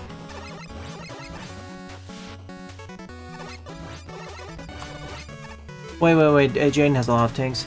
Okay, to summarize on it, yeah, that section needs a rework. Maybe not necessarily a rework. I'd move the pop-up attacker a little bit. And please, the previous section introduced that mechanic better. Okay, second game, Lucis. It's more streamlined in terms of progression. Hollow Knight, yes. Symphony of the Night, I don't know. There's no leveling mechanic anymore, so maybe.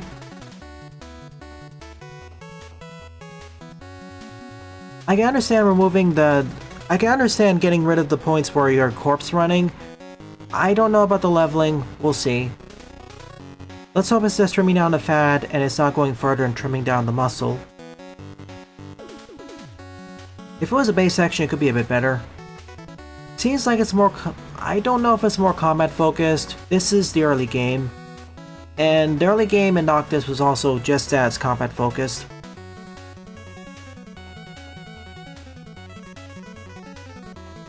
The platforming in the initial area is harder. I agree.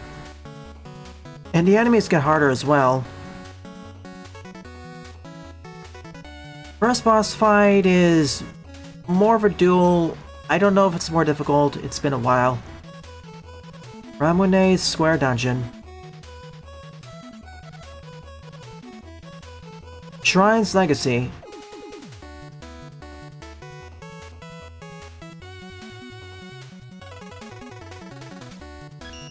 Okay. When you said the sprites looked like Fire Emblem's G-Bay ones, you're talking about the character portraits. In-world sprites are basically a Monarch or a Seiken that Setsu coded. Like, makes sense as that's the main inspiration.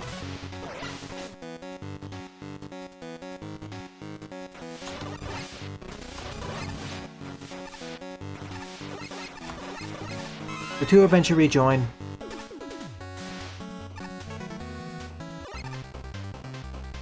Combat is... lol. Combat is kind of mana-like. Well, combat is heavily mana-like without the charging. We have to see how it'll develop over time. Going to the teleporter switches the state of the water between frozen and liquid.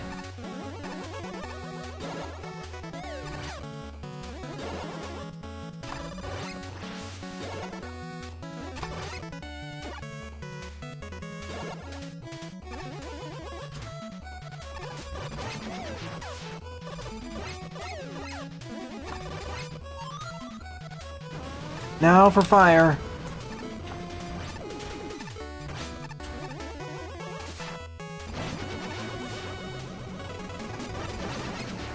Do I even need that E-tank? Nah. La. Oh no, you're trying to slow me down. That's what you're doing. Geronimo! Okay, if I had a key, I could have gotten that. Water level? Ice level? At least the level isn't broken.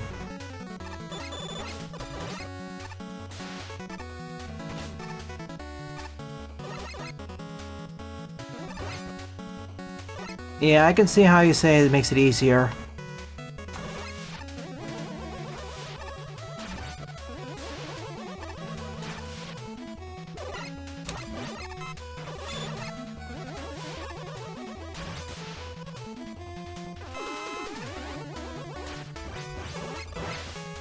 I'm not gonna say that section completely destroyed my final level. It's not like some of Lepatio's weirdly balanced sections. But the issue with that section, which I keep ranting about, isn't so much about the actual difficulty of the section. It's more due to poor telegraphing and not conveying to players important mechanics.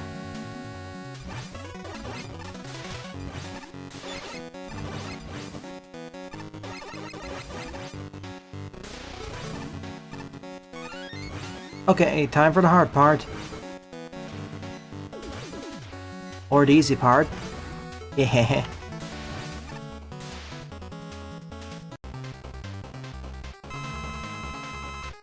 I feel like I'm missing a joke here with all these blockages here. Oh yeah, discussion about mana.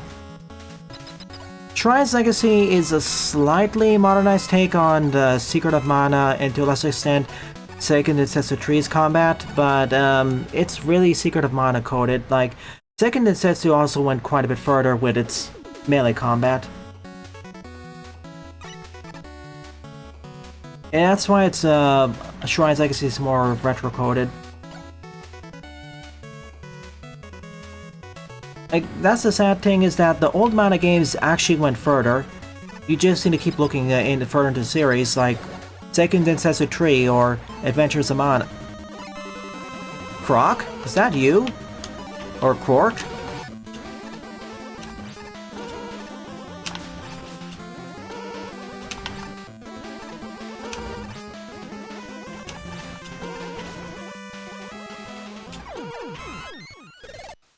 Phase 2. Uh-oh.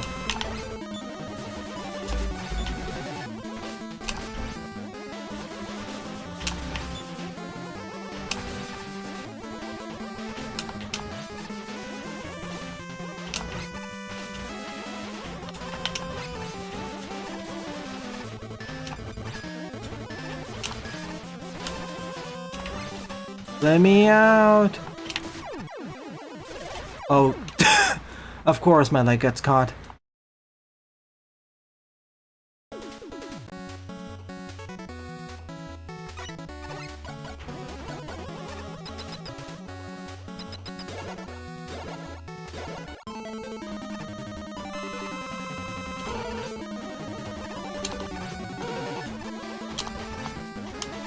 This one's easier because I don't need to get worried about pulling in.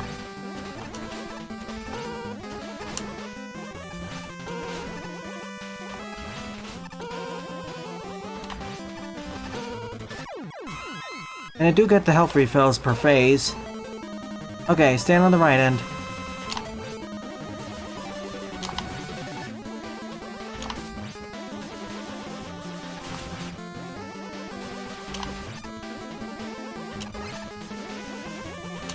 I'm doing a buster only because Fortress boss and I enjoy the stage enough. I could just use the weaknesses and wipe the floor with it.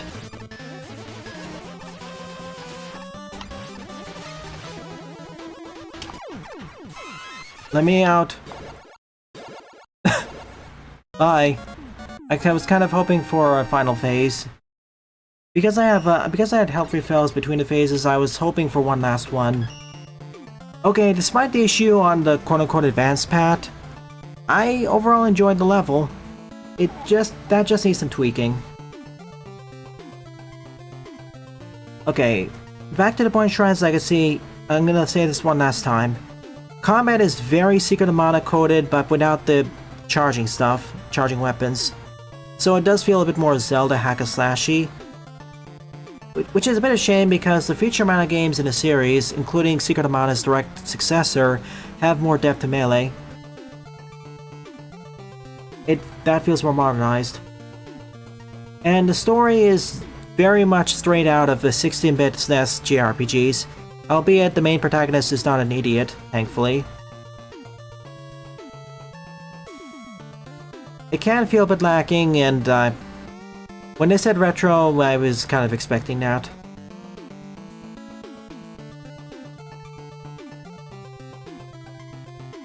Level design is, we didn't even fully finish the demo. It's kind of stretched out because of the story and other things. I think the forest dungeon, I'm gonna call it dungeon, the forest area or dungeons level design, I think was fine. For a first quote-unquote dungeon, it works. It feels rather vanilla because... See, the reason why it feels vanilla is because we just started the game and it's really stretched out. The story is stretched out at the beginning a bit. If we saw 2 dungeons in the game and the second one had more complexity, I wouldn't mind as much. There could be some more complexity put into the forest, and I do know there were a few secret rooms I missed. Ladies and gentlemen, we found a smiler.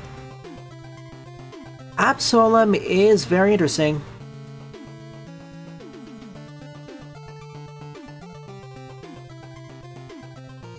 Well, it helps that this made by the same creators as the DLC for Streets of Rage 4.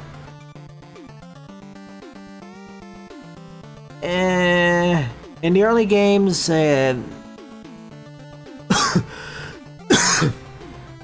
the early part of the early Zelda games, I disagree. In the later parts of the early games, sure, but early parts, no. Like, I'm trying to do a like-for-like comparison, it's only fair.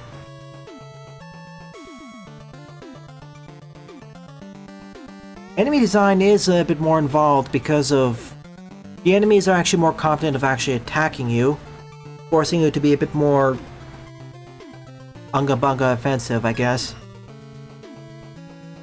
Okay, gonna be right back in 5 to 10 minutes for the last few levels.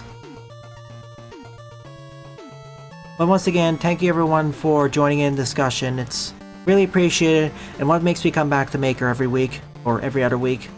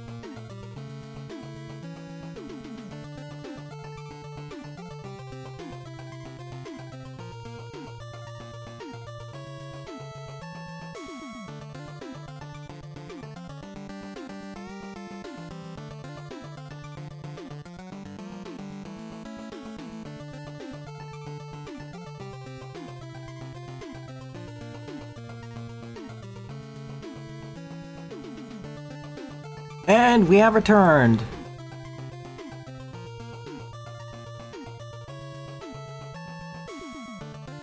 Yeah, let's see how Absolem handles meta progression.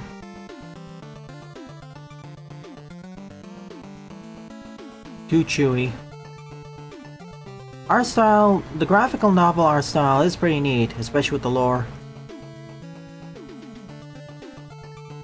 And the character designs are certainly more distinct than I would think.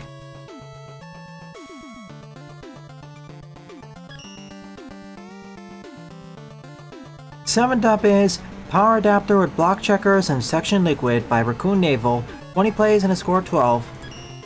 Okay, that's one way to describe a level. That's one way to title a level. Just have it describe the actual mechanics of the stage.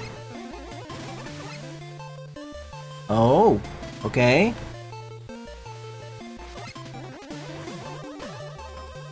Okay, this is novel.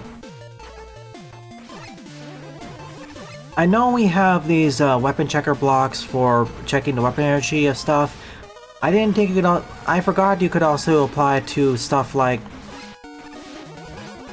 I forgot you can also apply this to stuff like chargeable weapons,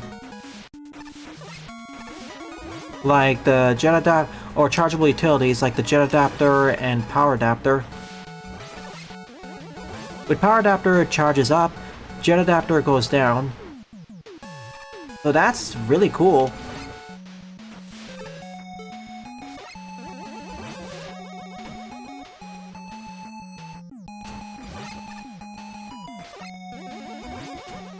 Alright, I do have that.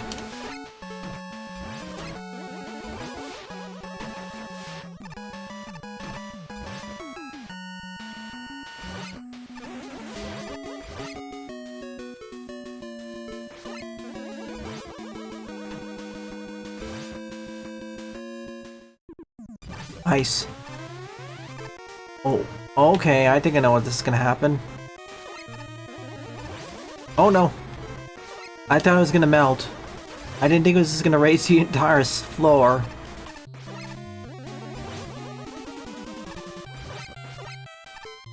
Yeah, up and down gimmick, but...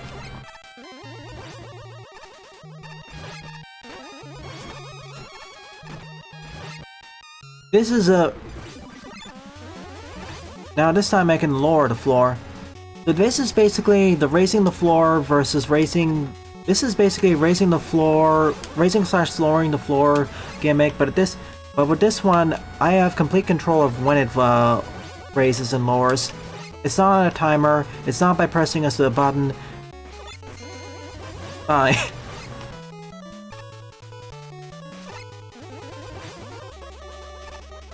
As I was saying, this is basically raising/lowering the floor or ceiling gimmick. However, unlike most of the other ones we encounter, with this one, I have full control of when that happens. I don't need to press a button or destroy something. No, it's just a charge up and it activates or deactivates.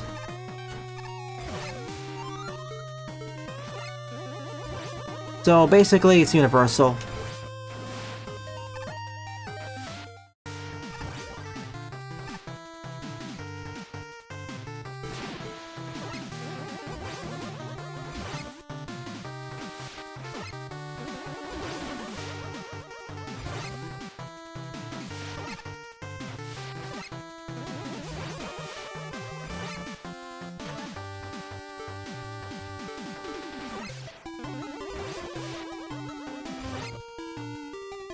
Yeah, as for part 2, and this is actually better than the first one. Good job.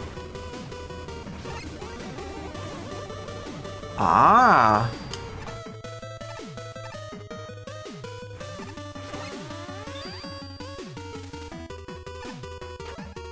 You know, I dare say it.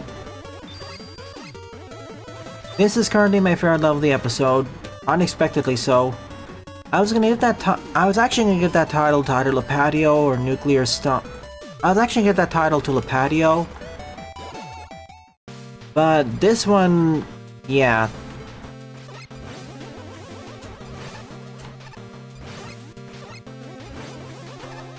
Oh, okay, now it's a time switch and I control part of it.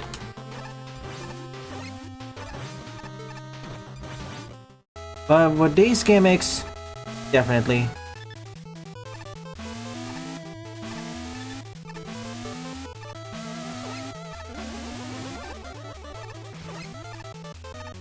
Cool. And as each section has a different take on the same central mechanic, it doesn't overstay its welcome.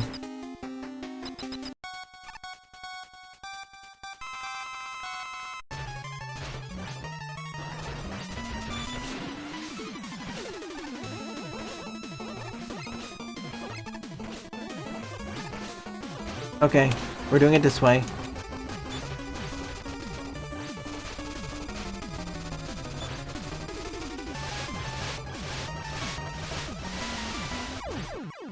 G to the G.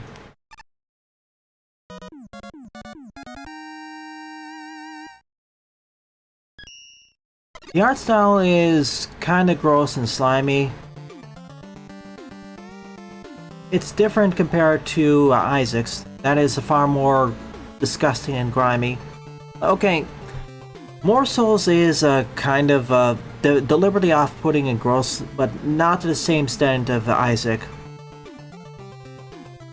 Yeah, it's an interesting gimmick level that takes that takes advantage of the central mechanic, and it's an uncommonly used one.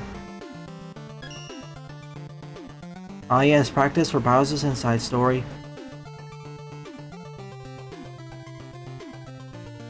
Roaring Knight is... well... probably F, depending on whether they use the Nike's depends on whether they use the Nike symbol or not, or Nike.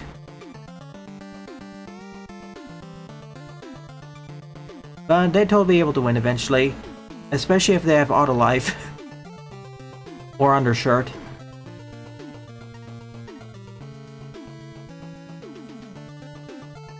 I don't know if they could delete him, but they'd be able to put up a much greater fight. He'd probably need to stop holding back. Mario and Luigi probably would be able to beat him. Bowser, it depends.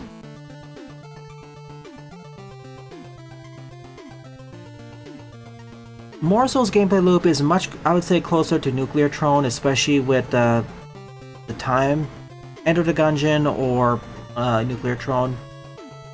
Isaac is a little bit more strategic, I'd say. Well, I'm saying it from someone who hasn't really played it and just going off of video footage, so take my words with a bucket of salt.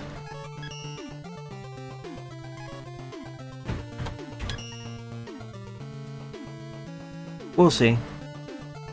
It does need better conveyance with the snake. Alright, so the 8th and final level of the stream is Paintbox Gallery by Janox74. 64 plays, score of 30. I really want to talk more about Air Machina, but I won't until we get I get the video posted. Also Jump Ship, but that's gonna be even more of a paint edit. Like, I'm not gonna be posting the raw 90-minute gameplay of that. No, it's gonna be heavily edited down. Slowpoke. We need to start using more synonyms here. Darn it. Oh yeah, 3 weeks. Air Machina will come out later this... I can probably bet on the Air Machina's video coming out later this week, but yeah, you'll be on your road trip. Jump Ship, it's gonna be in 2 or 3 weeks. That is, I wish I had an editor for that. You're thinking more of Oscar and J Butters. J Butters at least tries with the aesthetics and level design. And, at least they stopped including random selections of weapons.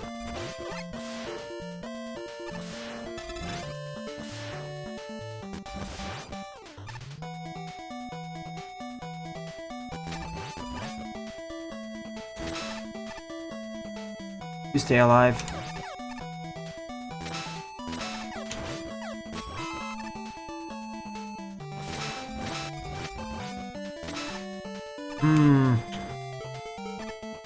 I see.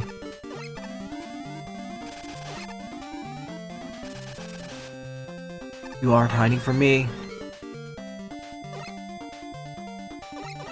Alright, next up you're talking about Mina the Hollower. Yeah, there's a very strong contrast between Shovel Knight's start and Mina's start. Shovel Knight's start is very upbeat. Mina's is as energetic, but it's far more somber, and people are straight up dying en masse there. It does feel like a real assault.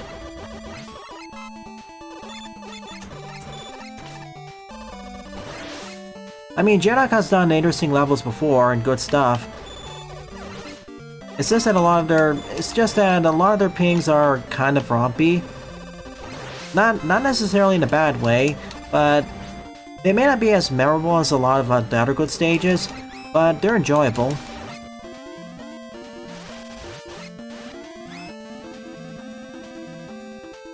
And when they try to do good stuff,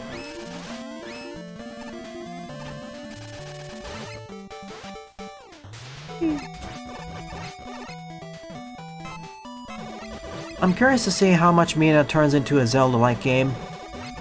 With the demo, it didn't really feel like a Zelda... It sort of felt like a Zelda game, but it also kind of felt like... What if we had a Castlevania game that played from a Zelda perspective?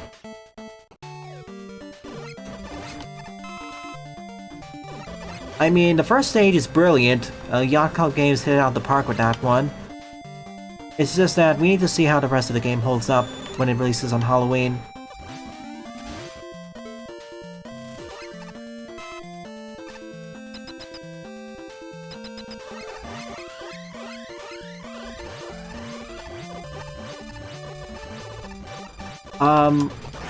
I think you're talking about Shovel Knight.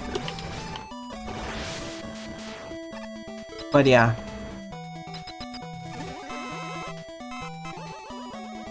We'll see.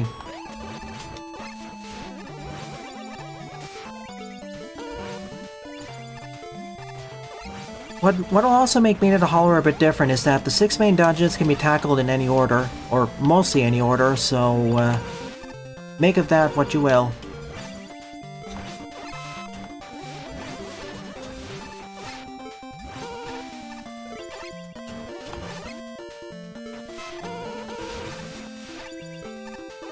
And yes, I am gonna eventually play both of them for different reasons. Oh my goodness. Lag spike.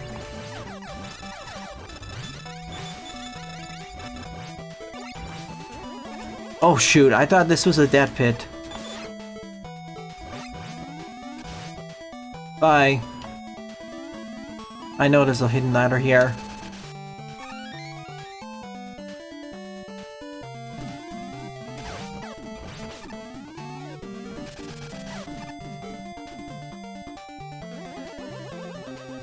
Alright, zero gravity.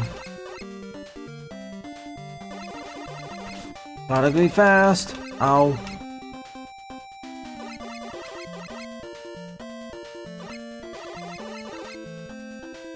Yeah, the first part of this is the hardest one.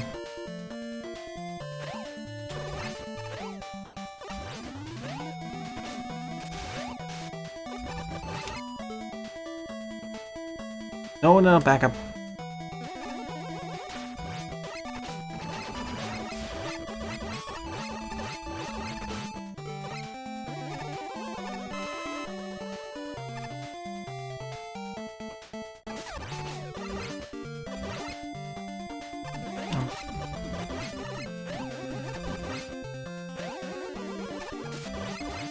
Oh, Propeller Knight and Tinker Knight? I quite enjoy those stages. The wind gimmicks I have a love-hate relationship with, but it depends on implementation. I dislike the ones in Mega Man Maker, but that's because of the weird implementation quirks. Well, when I say I dislike the ones in Maker, I'm referring to the fans. Not so much the rain or wind in general. Those are fine. They work consistently.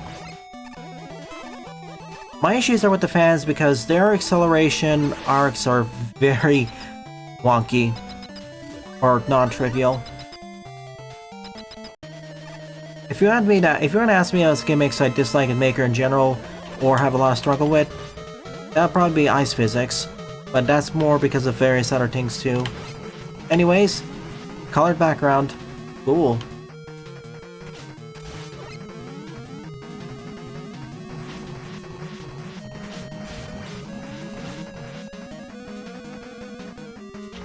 Sit down, please. Thank you.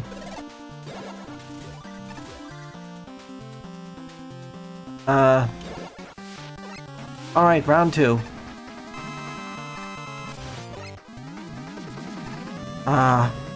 We got the orange juice and grape soda water.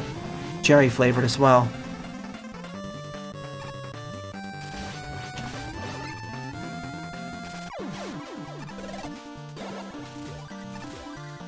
Okay.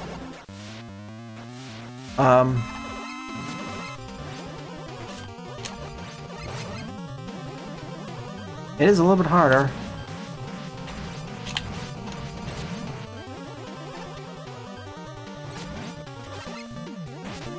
Help! How did you get up there? Victory! Water defeated, let's get out of here.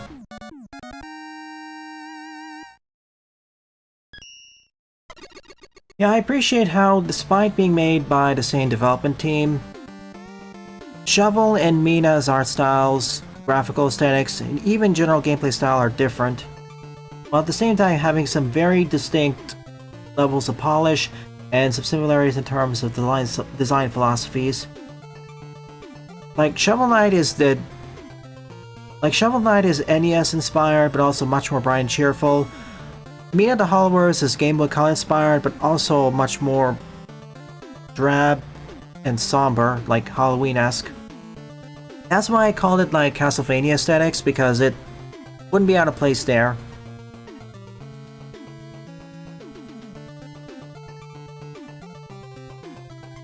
Pink lemonade.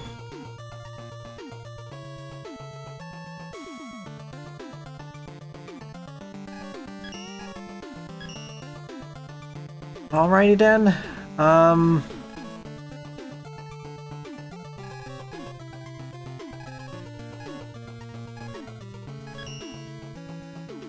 sure, let's just do one more stage to close off, so Jane gets a little bit more time.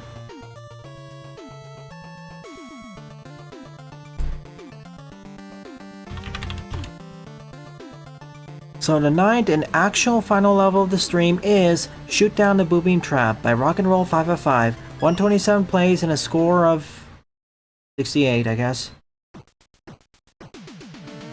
Any other demo you want to talk about, Jaden? For lightning round?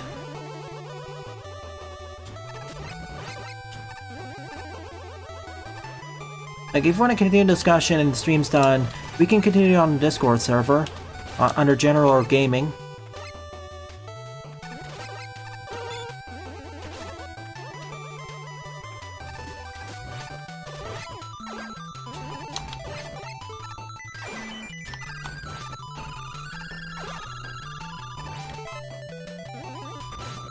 I can also talk about how my Let's Try of Relic Abyss is really popping off. Of any demo I've covered during the current Steam Next Fest, that's the most successful one for some reason. Well, I know the reason. It's because the main dev reskeeted it over on Blue Sky. And then it's followed by Platypus Reclayed.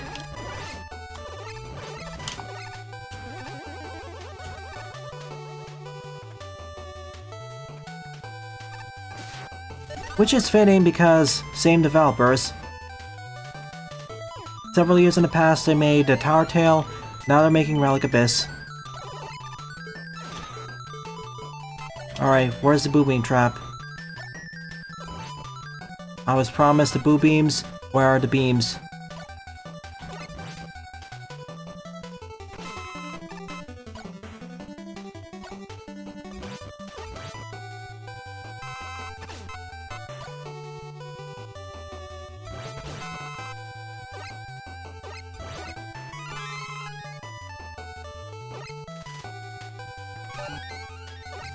Yeah, trailer for the next update is releasing on the 15th, I think. Trailer for the next update is releasing on the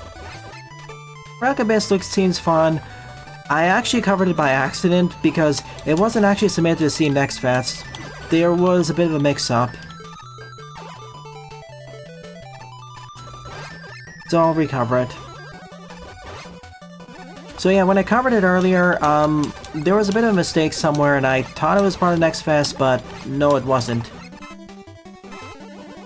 So yeah, redo it.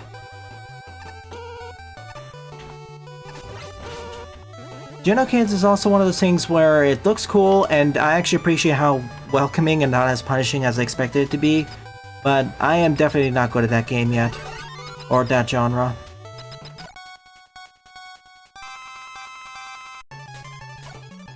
Alright, do we have the boo beams yet? Yes.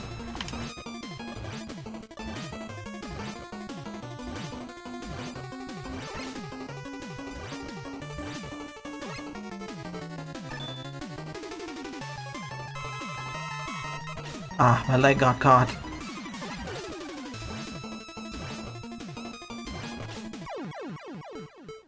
That wasn't so hard.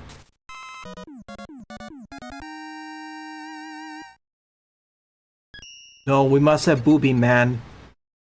And the Boo Beam Devil, and the Boo Beam Dragon, and the Boo Beam Wily Machine. And the Boo Beam Special Weapon. Oh wait, Buster already did that.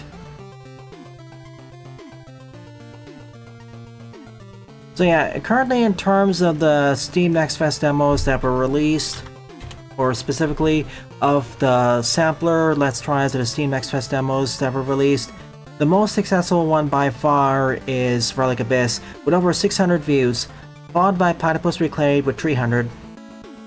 Like, those are really popping off.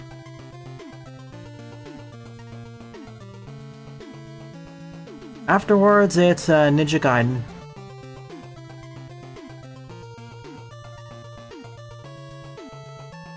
And Boo Beam Entity. And Boo Beam Gandalf the Grey and Gandalf... No more. Yeah, I was hoping for a more elaborate Boo Beam fight. This was too basic. Even the approach was a little bit too basic. Eh. Anyways, of the 9 levels I covered in today's morning stream, my favorite one would obviously be Power Adapter with Block Checkers and Section Liquid by Raccoon Naval. Good job. And thank you to everyone else who submitted levels this week. It's really appreciated. There were at least 340 levels I found consistently enjoyable. Well, 4 or 5. The rest were kind of eh. But I'd say there were enough decent enough stages to justify having a stream on Saturday morning. Not to mention half the stream consisting of... 1/3 to half the stream consisting of the awesome discussions. Thank you everyone for that. Especially on popularity, fandom, what makes media memorable, depth, complexity, age groups, etc, etc. Yeah, it's the most popular QJ butters.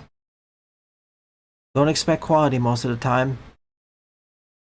Alrighty then, this was supposed to be posted on April Fool. Oh wait, sorry. As that's out of the way, it's time for the art showcase. This image was posted on April Fool's, or rather was supposed to be, until they posted the Wily Tank sheet. And if you're wondering why they didn't celebrate Fools, that's because Wily and his robots are desperately trying to stop Fool Man from breaking out and causing havoc. As a result, for the record, they failed. Sprite by AFBN2. Punch. My life as a teenage mega girl. I'll get back to in a moment. Yeah, play that. Giant Mecha Squidward. Giga Chad Gaster. Posted by, of course, who else? Sylv.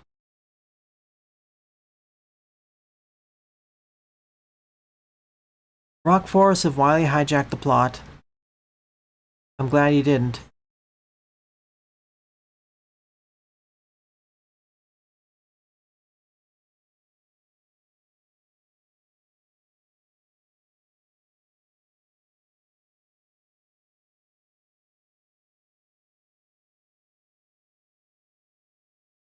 Also turning the other way for some reason.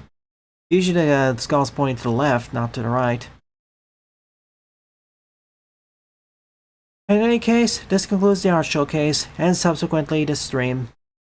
Thank you to everyone who either submitted their levels, their art, or simply participated in chat.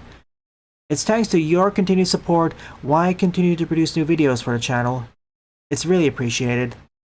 So, if you're enjoying this or any other video stream I've posted on the channel, please rate, comment, favorite, and or subscribe, as they all help it out. Don't forget to follow me on Blue Sky and Mastodon as well, and join the Discord server, as I regularly post updates there. Thank you very much for watching, and I hope to see you all later. See you all tomorrow morning.